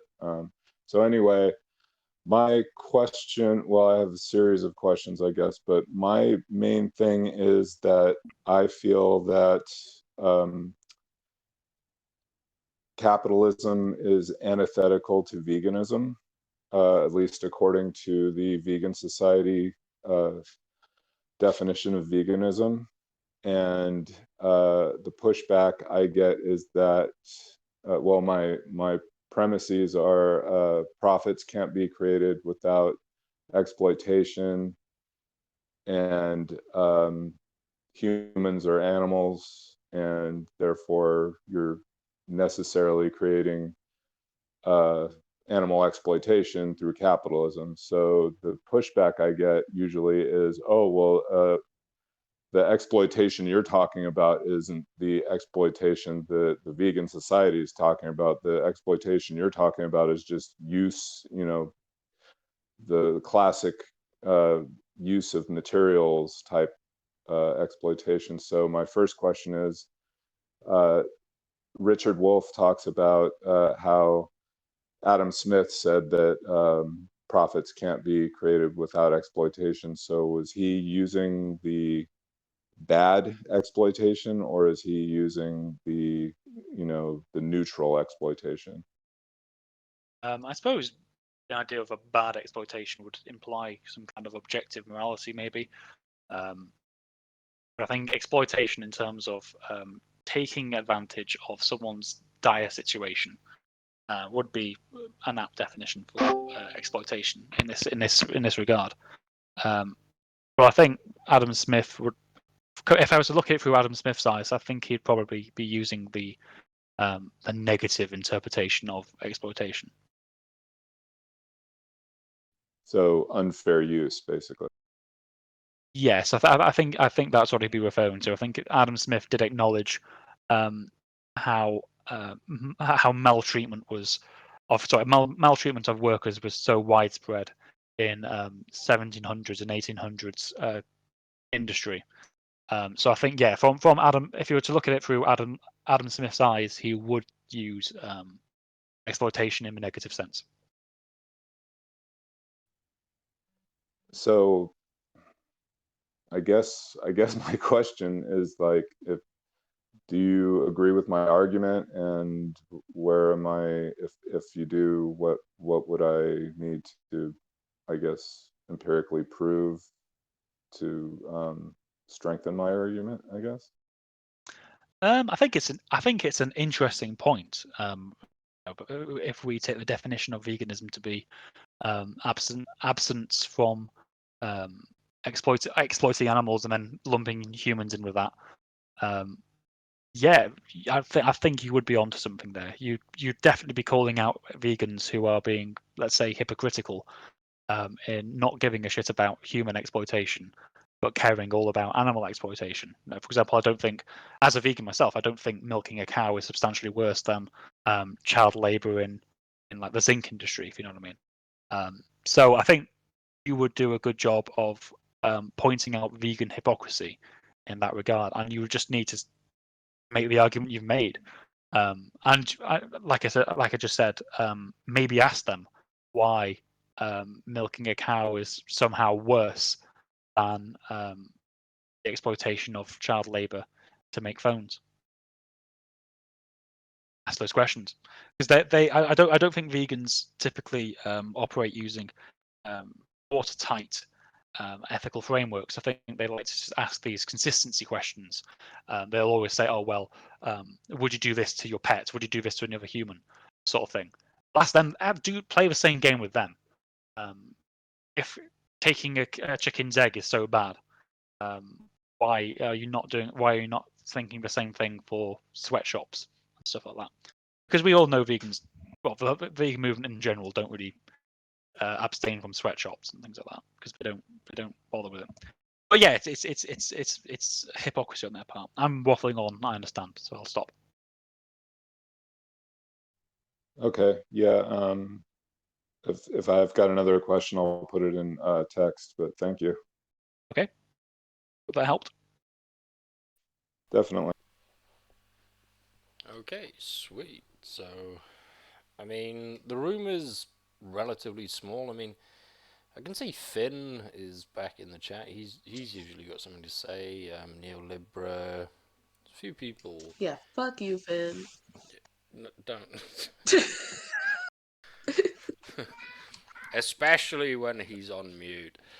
But if any of you guys do have anything to say, then like yeah, so we can actually do it. Wait. Oh. Yeah. Let's. I unmuted them in case they wanted to talk, and Hello. Hi, Finn. Oh, I don't think I'll have a question. I've been eating. I had to get my dinner out of the oven when this started, so I haven't been able to listen in, unfortunately. No worries. Oh man, you missed out. Well, I mean, unless you guys want to return to the exchange that you were having, I think this is almost wrap-up time. I mean, do you want to continue your thing? Or? I actually kind of want to move. Like, I think the economic debate's really interesting. Obviously, I don't think that we will. Like, I think it's obvious unless we have talks about I guess like labor issues of how we can help people who have wage jobs or whatever. I think we'll probably disagree on a lot of things. I think one thing that we won't disagree on is the fact that like people's lives should be made better. I think we just disagree on how to make those lives better, which is fine with me. I think we agree on that core thing. I do want to ask Thoughtbat, you are an anarchist. I am a conservative libertarian, so I'm not terribly far from you, but yet so far. um, I am curious. So I am curious, like, what your anarchist principles? What are they? What are like? How do you operate as an anarchist? What is your politics? Oh, that's a big question. How do I operate as an anarchist? So generally, I appeal to voluntary association, voluntary cooperation, voluntary exchange. I don't believe in imposing any kind of authority over people. I'm pretty sure as a libertarian you can understand where I'm going from with that. I think I take it to the far extent and say, well, I think society itself can function on those principles pretty well, and there are numerous societies which have functioned on those principles, such as the Free Territory of Ukraine, such as Christiania, such as Puerto Real in Cadiz, such as Catalonia, places like that. So my critique, I suppose, of libertarianism or minarchism would be that if you have a state and you still have clashes of interests, people will be able to use that state and impose their will on each other. And effectively, you're setting the clock back, if you know what I mean. You're bringing the state down to a small size, but as soon as people start realizing they can use this state to violate consent and things like that to get to make their lives better or whatever, to get what they want out of the state, then that state is necessarily going to increase in size. So I advocate the complete abolition of that monopoly on force. I don't think a government which operates. So there's some Ayn Rand fans, which I know, who talk about a government which is voluntarily funded. I don't think that can possibly exist. Because a government is a monopoly in force. To have a monopoly in force, you necessarily need to mandate support, and especially financial support. Otherwise, you can just be defunded and have other kinds of law enforcement be funded and supported in a free market of law and order. Are you still not? Okay. So yeah, I think I agree with a lot of that. One of the main things that I agree with you about is well, you've probably heard this well in any libertarian circles you've been in, that the government has a monopoly on violence. Yeah, that's how I define it. Yeah. Yeah, I agree with that. The government definitely has a monopoly on violence, in terms of its ability to engage in violence against the people and get away with it. They're probably the only entity in the United States anyway. And by the way, I want to say a lot of the mayor-centric things because I live here. Um, so yeah, no, so I definitely agree with you on that. The one thing that I don't really agree with you on is, I guess, in terms like you say that you're an anarchist, you don't believe in a centralization of power. No, I don't believe in that. No. Okay, so that would be something I disagree with you on. Despite the fact that the government has a monopoly on violence, I do believe that there needs to be a centralization of power, and I don't believe that people just do things because they think that's what's best. I think people do things based upon what they believe is best for them, or possibly, things that are fun for them. But I think in order for us to have like a stable society in which rights are fully reciprocated, or at least can be recognized and reciprocated, then you do need some sort of centralized power to effectively do that. Um, which is why it always baffles me when people say that libertarians are like anarchists or that we don't believe government should exist. That's the exact opposite of what libertarians believe. They believe that government should exist, but it should exist in as small as humanly possible, and it should particularly exist to recognize and respect the rights of the people and protect the rights of the people. So I guess that's like the main thing that we disagree on is how you effectively protect the rights of people. You think it's by removing centralized power, and I think it's by centralized power existing, but only existing in effect to actually secure those rights, which is pretty cool. I think it's really cool for us to be able to like define our views that way.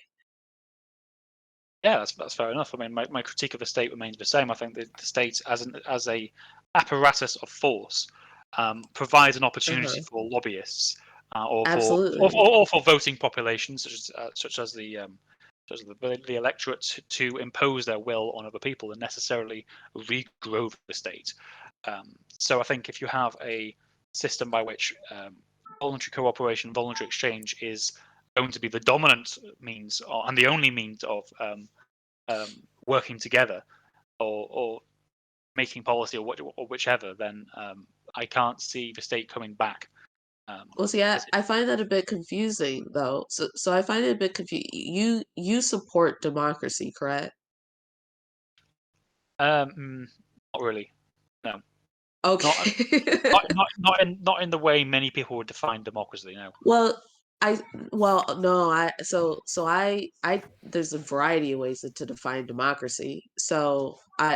Oh wait, sorry, real quick. Does anyone else want to get in on this? Because I don't want anyone. I'm interested to hear this guy's opinion on democracy.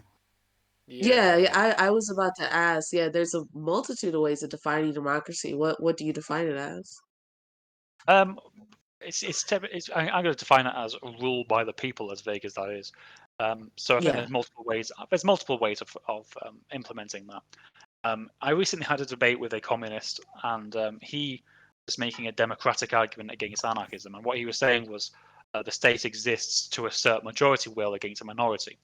And I was saying, well, that's just a majoritarian position on democracy. So, for example, if you have a country the size of the USA, and 51% of the population wants this to be done, X to be done, then I would say that's less democratic than if you have a system where there is no government and people were able to pursue their interests freely and join voluntary associations and work together to meet their own goals, regardless of what the majority wants. I would actually say that involves more people ruling over themselves than a centralized majoritarian vote, if you know what I mean. Does that make sense?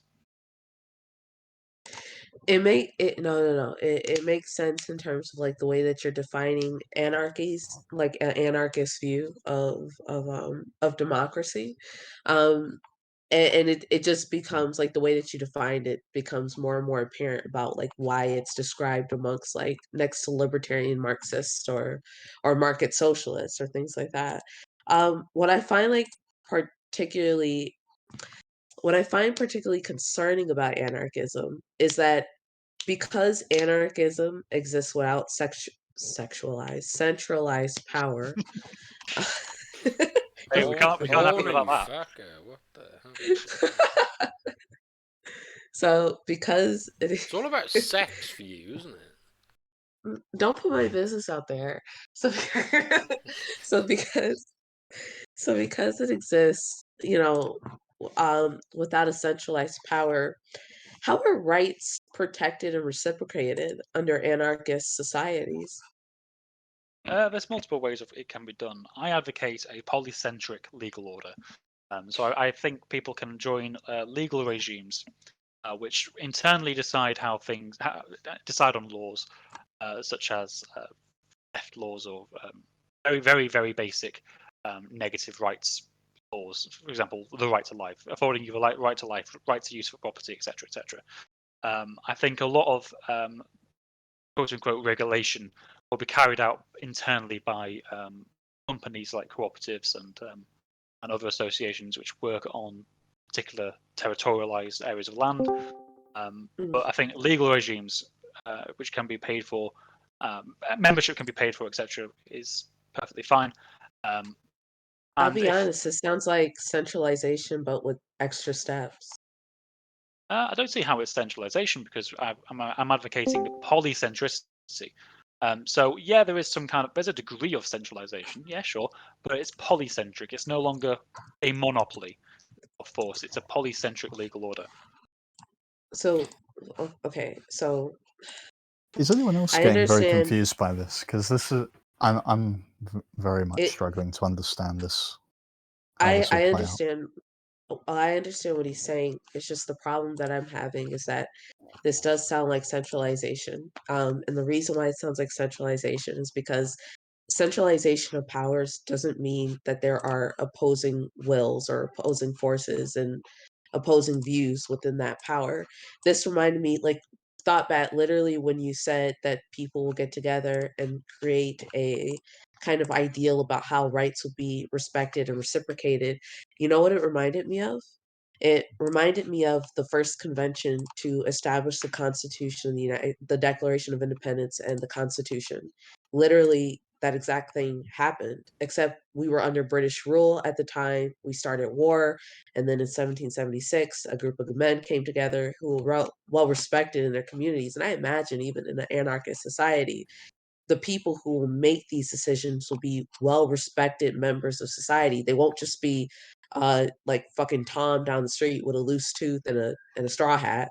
It's going to be well respected members of society. And it just sounded very similar to how we established the United States. Well, the thing is, I'm advocating for a polycentric thing. So it wouldn't be just one of these things. It wouldn't just be. What do you mean by polycentric? I mean by multiple legal regimes operating within one territory. So, for example, of the Declaration of Rights, that is the only.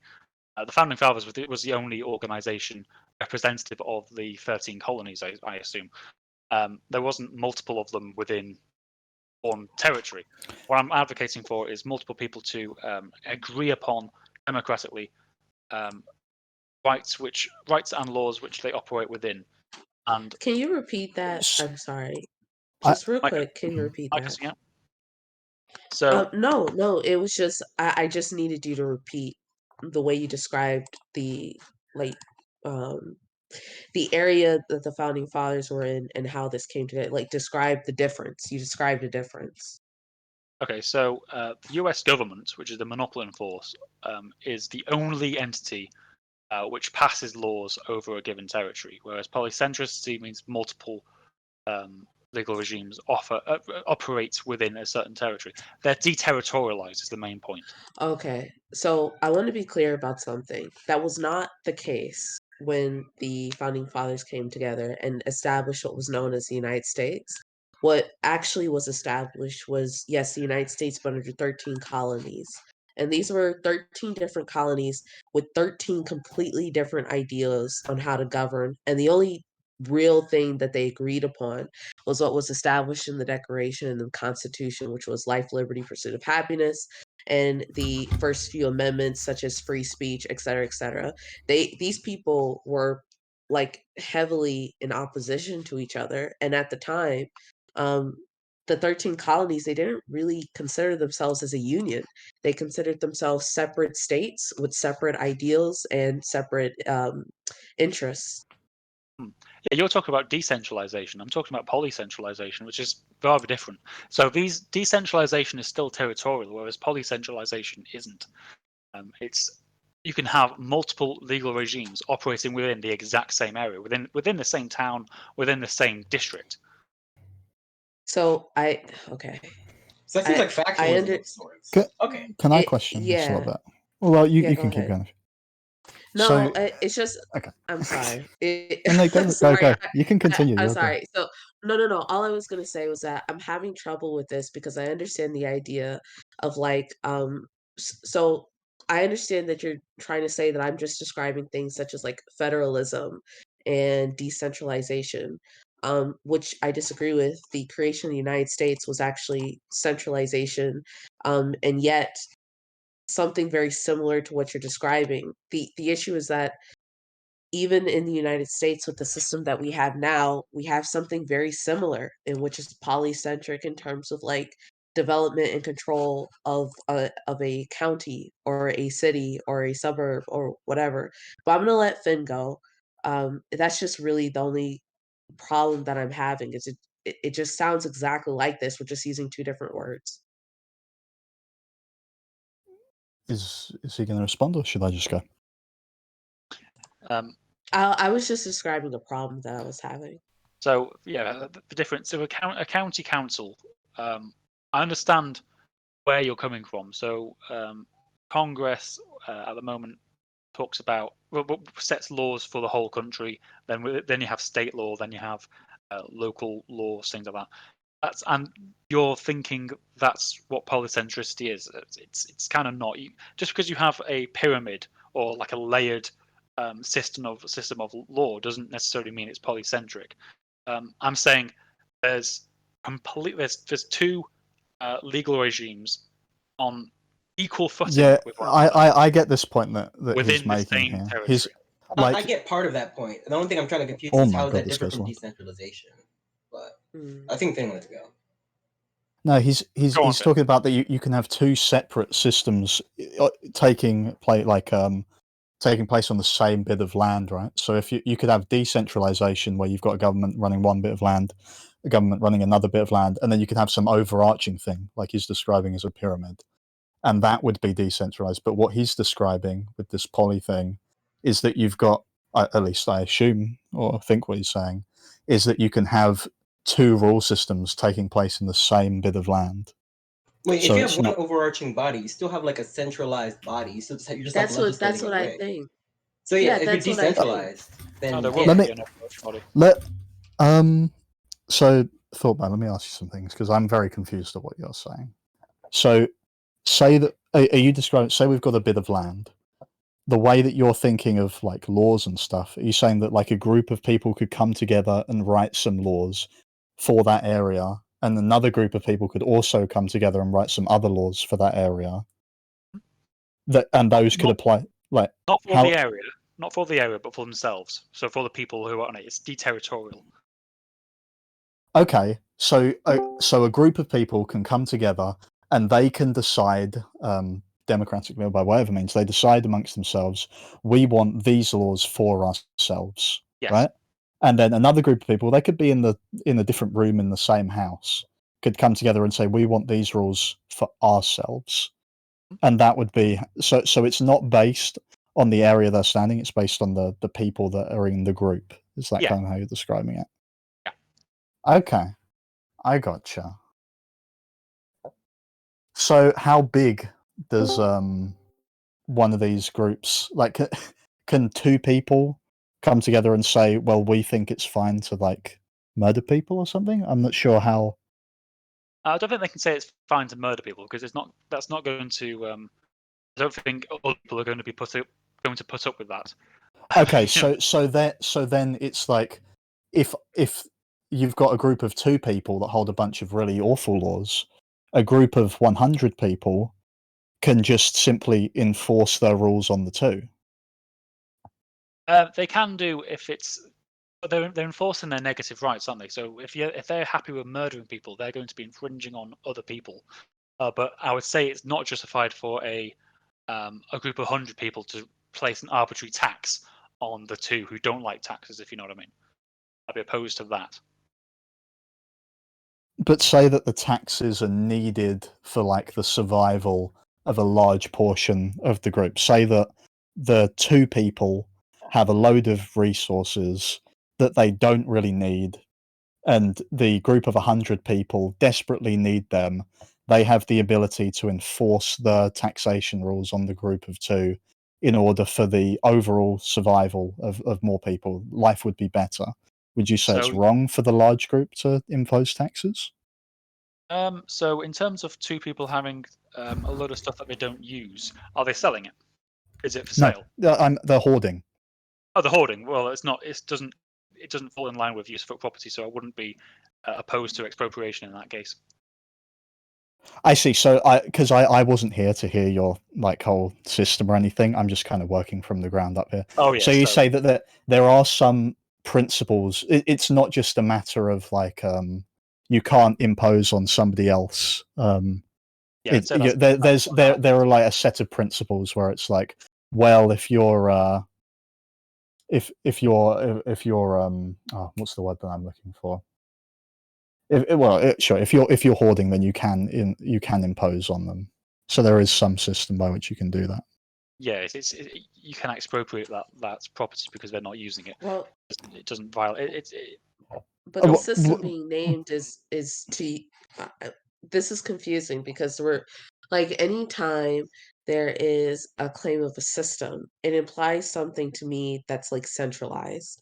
And I understand that anarchist systems are not centralized, But if there is like a body in which actually practices a form of governance, which I think implementing legislation is governance, then to me that has now become a centralized body in which a group of people have like actually made a decision, whether that be with or without other people's opinion involved.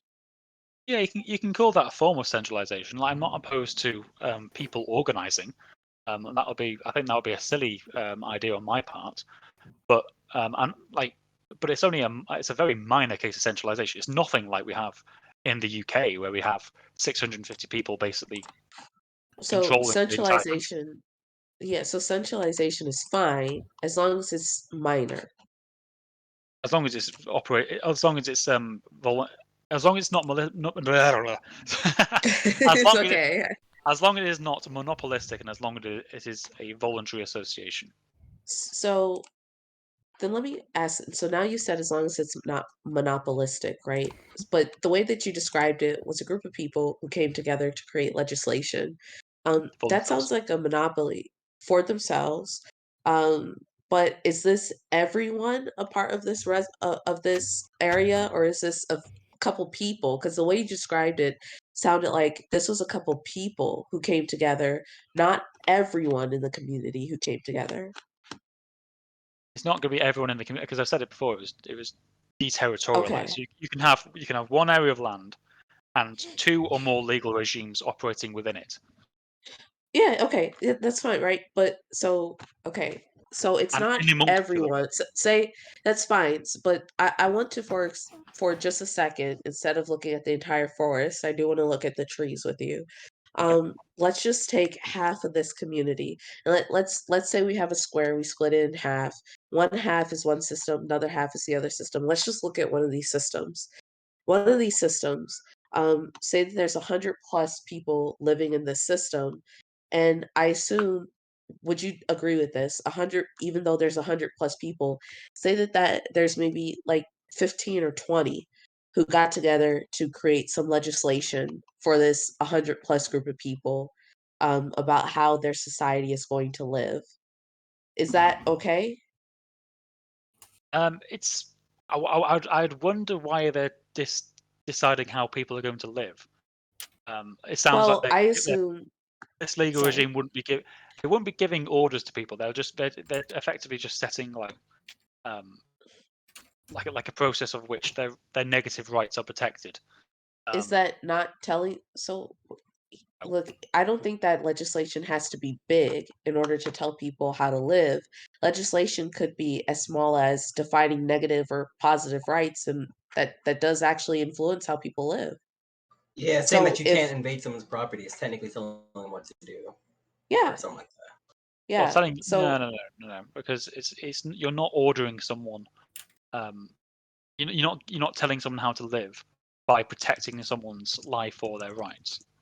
You are like may not be you directly because you it's not are, conflict. yeah. Yeah, So but you would No. be You're because just no. You're just you would be because rights must be reciprocated. So because rights must be reciprocated, so our negative rights, right? There, those are the things that just define our freedom to have something without interference from outside forces, right? So like that would be like I don't know, that would be like the right to go to school, or like better yet, the right to defend yourself. That would you agree that's a negative right? that's negative, right? Yeah, so this would be a right in which must be reciprocated. This is a right that must be respected and must be recognized. And if that is the case, when someone engages in an act of self-defense, the protection of that right itself is a number one, a recognition from a centralized power. It is number one telling another individual you can't encroach on someone without a significant consequence. And that consequence may be you lost your life or you uh, ended up with severe physical harm or something like that because of their right to self-defense. So this is a reciprocated right, in my opinion. And if that is a reciprocated right, then this is something that was dictated and legislated, which means that somebody is telling you how you can live your life because that right was recognized in the first place. yeah, if you're saying that you can just ignore the right whenever you choose, then I guess you can say they're more like suggestions than like rights. which that might work. Actually. I love that phrase. This is a suggestion. I love it, that phrase. I suppose we disagreed semantically, because I don't think I'm going to agree that someone defending themselves is telling an attacker how to live their life. I think the attacker is imposing his authority onto the victim, and the victim is only merely defending their liberty. It's not a case of. I agree with that too. We seem to be doing what Engels did when he basically just said any kind of resistive violence is itself authoritarian. Wait, No. okay. So like I don't mean to be this person, but it seems like every time we have talked about something in terms of like a comparison, you've appealed back to the Nazis. And you did this in text too. I just want to be clear. Engels? Sorry, I'm thinking of somebody else. I was thinking of Mengele. I don't know why. I was thinking of, you know who I was thinking of? I'm sorry. You know who I was thinking of? I'll pull up his picture. Give me 1 second. But yeah, sorry. I talked about Engels because that's what he did. In his essay on authority, he likened someone resisting a aggressive police officer as an authoritarian figure in themselves, which I just disagree with. Oh yeah. Well, no. The thing what we're trying to say is that when it comes to like morality and ethics, part of living someone's life is not just telling someone what they ought to do; it's also telling them what they ought not to do. Any assignment of actions that is considered morally impermissible, but still telling someone what to do, or telling someone, or even in the sense of telling someone not what to do, that's still entailing an action of to abstain from doing something. So that's sort of why in that sense it still entails an obligation. Now, I don't think it necessarily needs a central body to enforce rights. I think if the society collectively decides to enforce it, where things get a bit tricky is how norm enforcement would be implied for people who break said norms. But I think there's actually a lot of space in anarchist philosophy to deal with that. As a communist myself, I have to read about that a lot. So. Okay. So you're telling people what not to do. That's not the same as telling people what to do. One's a negative statement, one's a positive statement, right? And that's what we call negative rights. As in, you can't take this life away from them. You're not telling someone what to do. You're telling them what they can't do, or what. That's not telling someone what to do. Okay, I apologize. Every time I hear the name of a German, I for some reason think Nazi. I did not. I'm so sorry. No, yeah, that's fine. That's fine. I was thinking of a totally different guy, and I gave him the name Engels for some reason, even though that's not his fucking name. If it makes you happy, I'll just say that this is what Goebbels said. Yes, that's who I was thinking of. I'm so happy. You're thinking of Goebbels. I was thinking of Goebbels. I'm so sorry. Atty, you are literally Goebbels. Oh God. I'm so sorry. Like, not like, all seriousness. He said Engels, and I was like, Goebbels. Like, that's what I was thinking of in my head. Sorry. Yeah. I look for the specific word choice because I think this is a semantics point, and there's another word for it that I'm going to find. But for the time being, I will say that any assignment of actions that is considered morally impermissible, which is what negative rights would be, would still be telling someone how to live their life by virtue of telling them what they cannot do. So it's not when you say the phraseology "how to live your life." It's almost like you're designing someone a roadmap for them of what they need to do to live their life, rather than and that would include things they should do and things they shouldn't do, right? Yeah, semantics, but I wouldn't. I wouldn't say. I don't know do if this. that's really if you want to live a good semantical. life, you should not drink poison. Something like that, right? That's telling you what not to do, and that's still telling you how to live your life. Don't drink poison. It's telling you how not to live your life, which is subtly different. But I don't think that this is semantical in the sense that it shouldn't be something in which is like important to the discussion. I think that this is heavily important to the discussion in order to like flesh out this kind of, this ideology. It seems to me no, because there's a big difference between me telling you you need to do X, you need to do X, Y, and Z, you need to work for me, you need to blah blah blah, blah versus don't take away that person's life. These are very, very, very different scales of what's the word? Centralization, let's say. This kind of exertions of power. These are completely different scales. Wait. We don't disagree. we don't disagree with that. We don't disagree that these are two different scales, one smaller than the other, about like how to run a stable society, whether it be anarchist or not. But this idea to me, right, that within the anarchist society, you are effectively not necessarily being told how to run your life. I think that that's just false. I think that based Yeah. on the fact that if we recognize negative rights and we actually protect the individual who has done something like self defense, say that person lives after they tried to assault someone. I think the fact that the society or even the state or the centralized power in which recognizes self defense has decided that this individual has engaged in self defense in a fair way, I think that in itself is enough. That enough of a condemnation of saying that this person had this right to do something, and obviously the resulting backlash would be you will not be defended if someone actually engages in self-defense and does so properly. I think that that is in a way telling people what they can and cannot do, or at least encourages people in what they can or cannot do. Okay, so for the sake of allowing us to move on with the conversation, I can accept the difference and say, well, okay, anarchists are for telling people not to kill other people. Then I'll just ask, so what? Yeah, and I'll try to get some clarity too, because I think we were talking about moral duty. I think that's like the broad context. Because in moral duty, there's like a bunch of actions that is considered morally impermissible, something we shouldn't do, something considered morally obligatory, something considered morally permitted, and something considered morally supererogatory. And I think all of those, and when it comes to any context of like how society ought to be or any of those metaphysical notions, it tends to entail usually, at the very least, actions that are considered permitted and actions that are considered probably obligatory or permitted. So I think I think those are might be where we got caught up on, but we can absolutely move past that. And I have no problem saying that anarchists, not necessarily about telling people what to do, but this is more of an understanding of how power relations work within society. And anytime you're living amongst other people, you're going to be dealing in power relations. Now we can do our best to reduce the centralization as best we can, but in the sense that there's a cultural flow and how things move, there's going to be an implicit or overt telling of what to do, whether it's by some central body or some decentralized group of people. Mm. If at any time I am reducing the IQ of this conversation, no, and I will shut the fuck up. I I just wanted to make that clear. I've still got some things that I'm not understanding. So, say that we've got you've got groups of people that can come together and they set their own laws for themselves, right?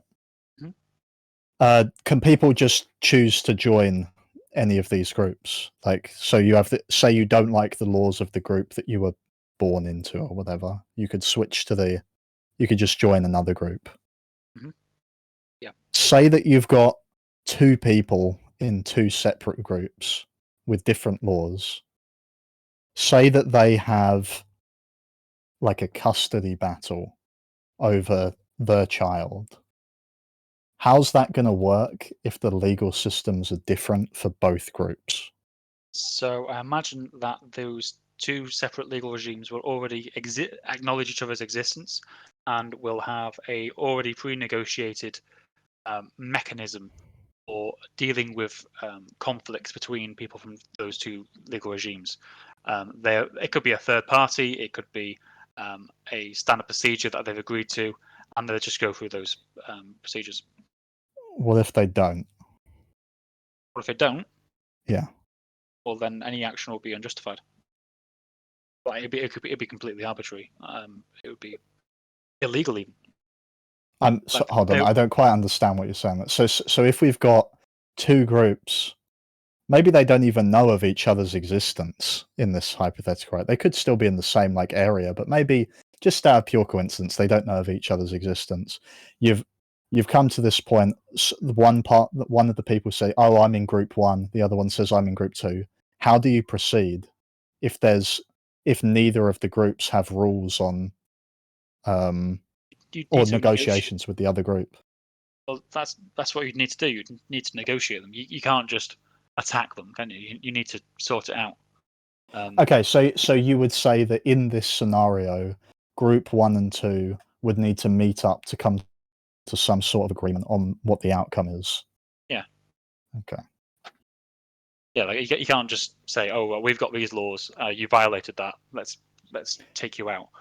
You could no, that wouldn't be. It's like this happens between countries over time. So if a person on holiday violates some law, representatives from one country has to go to that country and negotiate a settlement between those two legal systems. This already exists. This already happened. I gotcha. Because I'm just thinking how these groups are gonna interact, because it's an interesting concept. I was. Can I just I'm add? sorry. Before Yeah, you go start, ahead. can I just make one last? I was watching. It's not an important point. I was watching an ANCAP idea of this, and they were talking about similar things to me. And they literally said, if one group supports the death penalty and the other doesn't, one group can just literally just ask for a price and just sell off their member to be executed, which is just fucking stupid. But whatever. So Mm. can I just make this one? So Yeah. with the death penalty thing, right? Say that oh, actually, this is going to be so under your system, can Group 1 exclusively hold dominion over a piece of land? Say that Group 2 is on the other side of the planet, but a member of Group 2 is in Group 1's area, and they commit a crime that has the death penalty or whatever. But 2's rules doesn't have that as the death penalty. If Group 1 and Group 2 cannot agree whatsoever, they one of them is very firmly saying that they deserve the death penalty, is the only option their force, or just to give in? So you talk about this is territorialized now. So one person's in one area where it is dominated by. Well, yeah. Say for the example, there is no the Group 2. The only person from Group 2 that exists in this area is the one dude. Everyone else is a Group 1 right person, and all the property and everything is inhabited and used by Group 1 people, and that. So I suppose in that instance, and he's violated their laws. Yeah, I suppose in that instance, the death penalty would be put through. He'd have a very difficult time getting out of that. But say that the death penalty was what we would describe as unjustified. Say he broke one of their pencils or something. Would you say the Group 2 can come in and the only solution for Group 2, they can come in and just enforce. They can just invade or whatever. Yeah, I'd say if those were the rules of that land, yeah, that's what would happen. Just like if you went to a government, if you went to a country and they gave you the death penalty for breaking pencils, then yeah, you would. Sadly, yeah, you would. You would receive the death penalty in those silly circumstances, but I highly doubt those would be the circumstances. I doubt they would be the circumstances as well. As funny as it would be, like some kid just gets the electric chair for breaking a pencil. But I'm gonna need to go soon. I knew Patty wanted to ask me something else. I did. So I'll stay for that.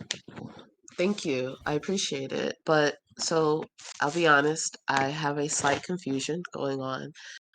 Previously, we were talking about like the concept of not telling each other what to do, which means that there's really only the concept of negative rights.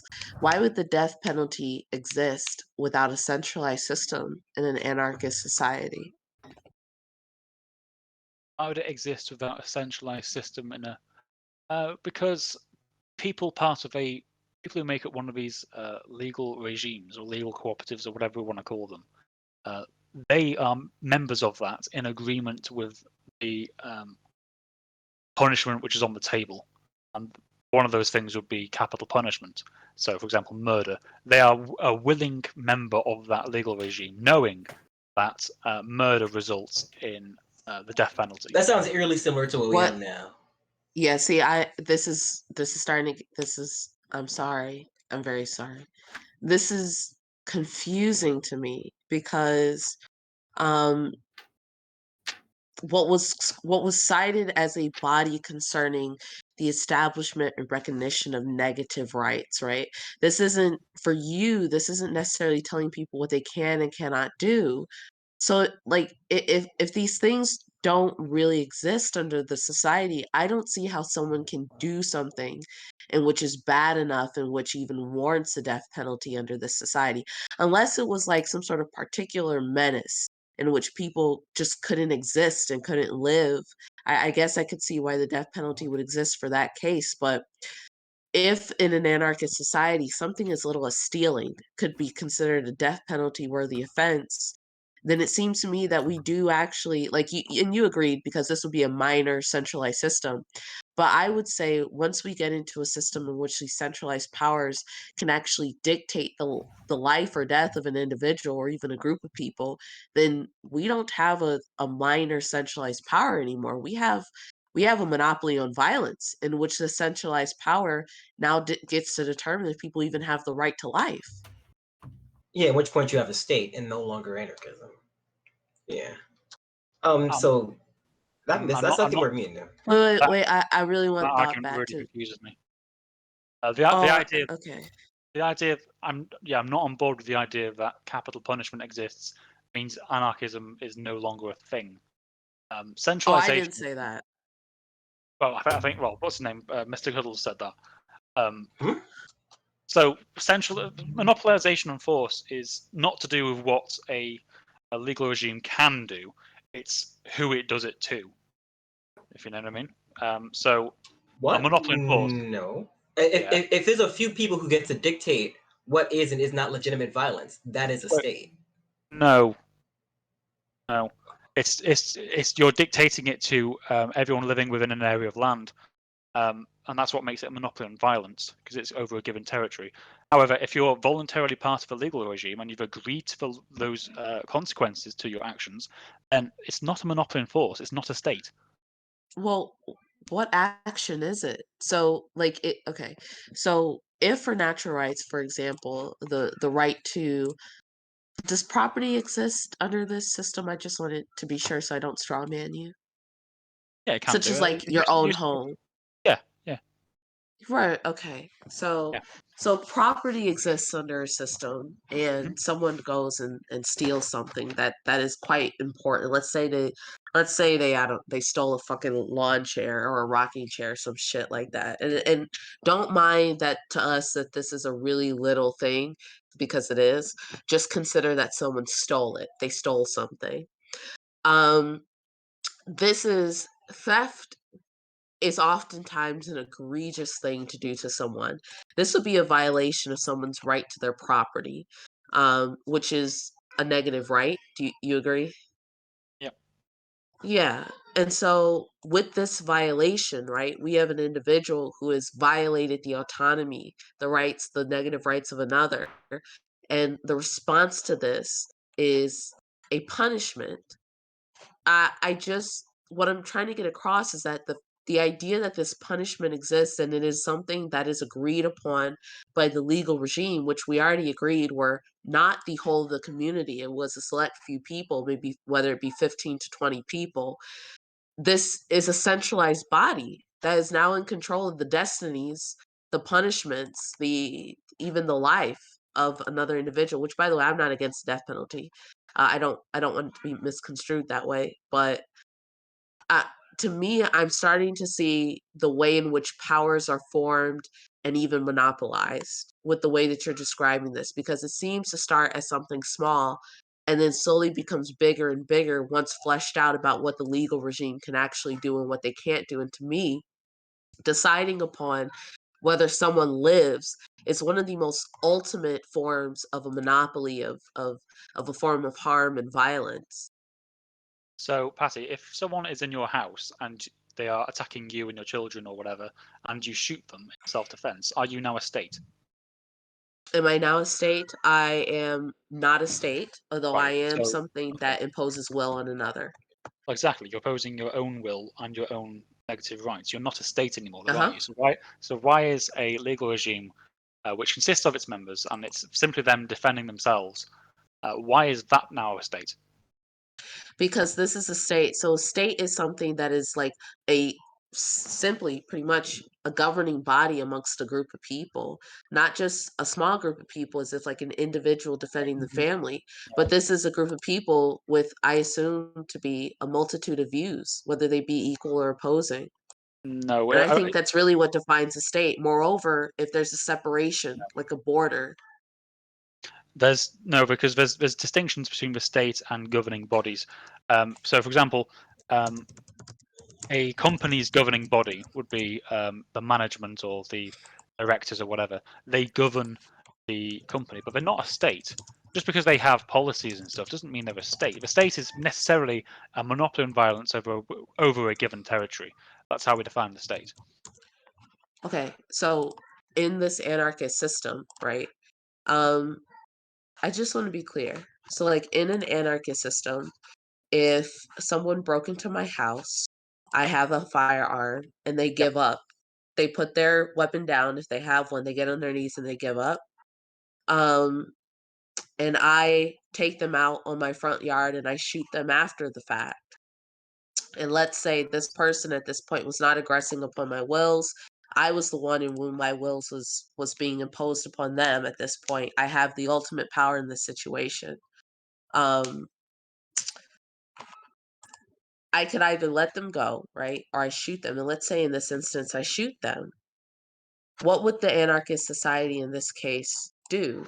Am I fully protecting myself when You're this not. person is not a threat to me anymore? No, you're not, because I'm not. It's not self-defense anymore, Right. is it? I agree. It's not self-defense anymore. But a governing body to you, which is this legal body that ultimately apparently can even decide if someone's executed or not, they can overrule my decision. Correct? No, because you're voluntarily a member of that legal regime. They can't overrule upon the decision that I've committed a murder? No, you've gone against your own decision. You've overruled your own decision. So I'm By sorry. being So are there legal bodies in which actually dictate some level of law or negative rights, or are there not? Who protects the negative rights of the person who burglarized my house? Because even they have negative rights once they are considered not a threat. So, what do you mean? Who protects them? So we just went over. Yeah, we went over Cuddles. like rights. Yeah, we kind of went over like rights because I was mentioning that like generally speaking, rights entail obligations from other people. If there's no one really enforcing those rights, Right. then they're not really rights. They're more like suggestions or recommendations. So no, but you're going to be investigated. So if you've killed someone when your life isn't in threat or your body is not under threat, Mm-hmm. and you've just killed them, you'll be investigated for extrajudicial killing. By Obviously. who? By who? Okay, so now So we've the got legal a judicial system. Yeah, which you're voluntarily Yeah. a part of, I assume. But wait, what if I just choose to not voluntarily be a part of it? Because they can't really force me to be a part of the judicial system, right? Or I'll be right back. no problem. So you've killed someone, right? And this Mhm. person is, I assume, going to be registered with a legal regime, or even operating within a local general legal regime for people who aren't part of these things. They're going to get involved, aren't they? Because you've effectively killed one of their members. They're going to want to find out what's happened, and it turns out that you've shot them when they were no threat to you. Your legal regime isn't going to be able to justify that at all, and so yeah, you're going to be punished for it. But I don't see what the problem is.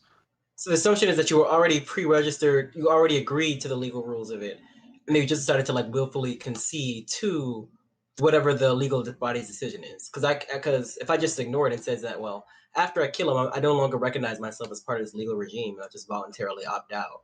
Then Yeah, I'm that's right. assuming You've violated their terms and conditions effectively, haven't you? But so I'm honestly not seeing what the and then we're saying, well, if they punish you for that, that's a state. Right. It's a bit of a leap, don't you think? Can I just get one in really quickly?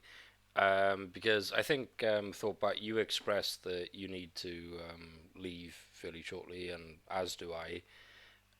I want to thank you for coming in and having this discussion with, well, everybody who posed you a question or posed you a challenge. It was really, really interesting to me.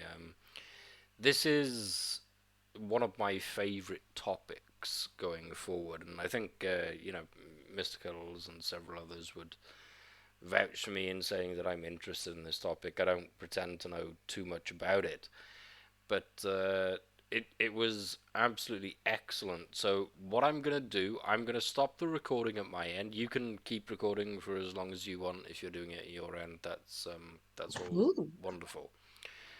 But I'm gonna stop my recording. But I do want to thank you.